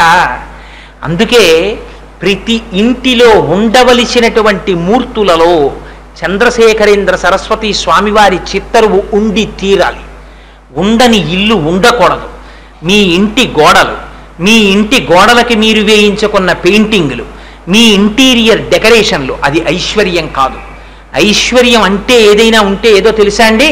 మీ ఇంట్లో ఆదిశంకరాచార్యుల వారి చిత్తరువు, చంద్రశేఖరేంద్ర సరస్వతి స్వామి వారి చిత్తరువు ఉంటే మీ ఇంటికి మనవడొచ్చి తాతగారండి తాతగారండి ఆయన ఎవరండి అని మీరు అడిగితే ఆ చంద్రశేఖరేంద్ర సరస్వతి స్వామి వారి గురించి 4 మాటలు చిన్నపిల్లవాడికి మీరు చెప్తే భావితరాలు కంచి పీఠానికి వెళ్ళి నమస్కరించిన రోజున ఈ జాతి సంస్కృతి నిలబడుతుంది. పరమాచార్యుల వారు ఎక్కడికొచ్చినా పిల్లలందరినీ కూర్చోపెట్టి రామనామం రాయించేవారు. వెండి డాలర్లు ఇచ్చేవారు, బంగారు డాలర్లు ఇస్తుండేవారు. కాబట్టి నేను ఇలాంటి మాటలు చెప్పడానికి కావలసినంతటి స్థితిని పొందినవాడను కానే కాను అని నాకు తెలుసు. కానీ కేవలం ఆర్తితో మాత్రమే ఒక్క మాట చెప్తున్నాను. మనం అటువంటి సంస్కృతికి వారసులం. అందుకే పరమాచార్యుల వారు బహుశః అనుకుని ఉంటారు, ఒరేయ్ నిజంగా ఈ ప్రసంగానికి సంబంధించి ఎక్కడా అనౌన్స్మెంట్ లేదు, ఒక కరపత్రం వేయలేదు, ఒక దేవాలయంలో బోర్డు పెట్టలేదు. మొట్టమొదట నేను దొరగారు మాట్లాడుకుంటుండగా ఈ సంకల్పం ఉదయించింది. ఇది ఎక్కడ పెట్టాలనుకున్నాం? మా గోపి గారి ఇంట్లో అనుకున్నాం ముందు, కానీ వర్షాలు వచ్చాయి, లేకపోతే అక్కడ జరగవలసింది. అది అటు తిరిగి ఇటు తిరిగి అటు తిరిగి ఇటు తిరిగి హనుమ జయంతి తిథి నాడు అసుర సంధ్య వేళలో అటువంటి బ్రాహ్మీమూర్తులైనటువంటి రామకృష్ణ పరమహంస ఆశ్రమంలో కాకినాడలో ఓపెన్ ఎయిర్లో నువ్వు పిలవడం ఏమిట్రా? నా గురించి యోగ్యులైన వారందరూ వస్తారు, వచ్చి వింటారు. నువ్వు నిమిత్త మాత్రం, నువ్వు చెప్పడం ఏమిట్రా? నువ్వు వచ్చి కూర్చో చాలు. నా గురించి పలకాలని తాపత్రయపడుతున్నావు కనుక నీలోకి నేనే ప్రవేశించి పలికిస్తానన్నారు పరమాచార్యుల వారు. పలికించారా లేదా? అయితే వారి గురించి నేను చెప్పగలవాడనా? అందుకని నేను అంత గొప్పవాడను కాకపోయినా ఒక్క మాట, ఇది మీ అందరి దగ్గర నేను కోరుకునేటటువంటి ఒక గొప్ప కోరిక అనుకోండి, మీ ఇంటికి వచ్చి నేను అర్థించినటువంటి అభ్యర్థన అనుకోండి. ప్రతి ఇంటిలో ఇంటీరియర్ డెకరేషన్లో మీరు పెట్టుకునే అన్నిటితో పాటు మరిచిపోకుండా ఒక శంకర భగవత్పాదుల్ని, ఒక చంద్రశేఖరేంద్ర సరస్వతిని, ఒక రామకృష్ణ పరమహంసని, ఒక వివేకానందుణ్ణి, ఇటువంటి వారిని మర్చిపోకండి. ఒక్క 6 ఫోటోలు మీరు ఇంట్లో పెట్టండి, వాళ్ళ పని వాళ్ళు చేసేస్తారు. మీరేం చెయ్యక్కర్లేదు. ఒకనాడు మీ అబ్బాయి అడుగుతాడు, ఒకనాడు మీ మనవడు అడుగుతాడు, ఒకనాడు మీ ఇంట్లో పనిచేసే పని మనిషి కూతురు అడుగుతుంది, ఎవరండి వాళ్ళు? రోజు అయ్యగారు స్నానం చేసి అక్కడ నమస్కారం పెడతారు, ఎవరండి అంటుంది. అంటే ఆనాడు మీ భార్య, మీ పిల్లలు వారా కంచి పీఠాధిపతులే చంద్రశేఖరేంద్ర సరస్వతి అని మహాపురుషులు అని ఒక్క 2 మాటలు చెప్పారనుకోండి, ఈ జాతికి కంచి పీఠానికి వెళ్ళడం అలవాటు అవుతుంది, కలకత్తా వెళ్ళడం అలవాటు అవుతుంది, రామకృష్ణ ఆశ్రమానికి వెళ్ళడం అలవాటు అవుతుంది. ఇది అలవాటైన నాడు అది భారతదేశానికి ఐశ్వర్యం, అది మన దేశపు సంస్కృతి.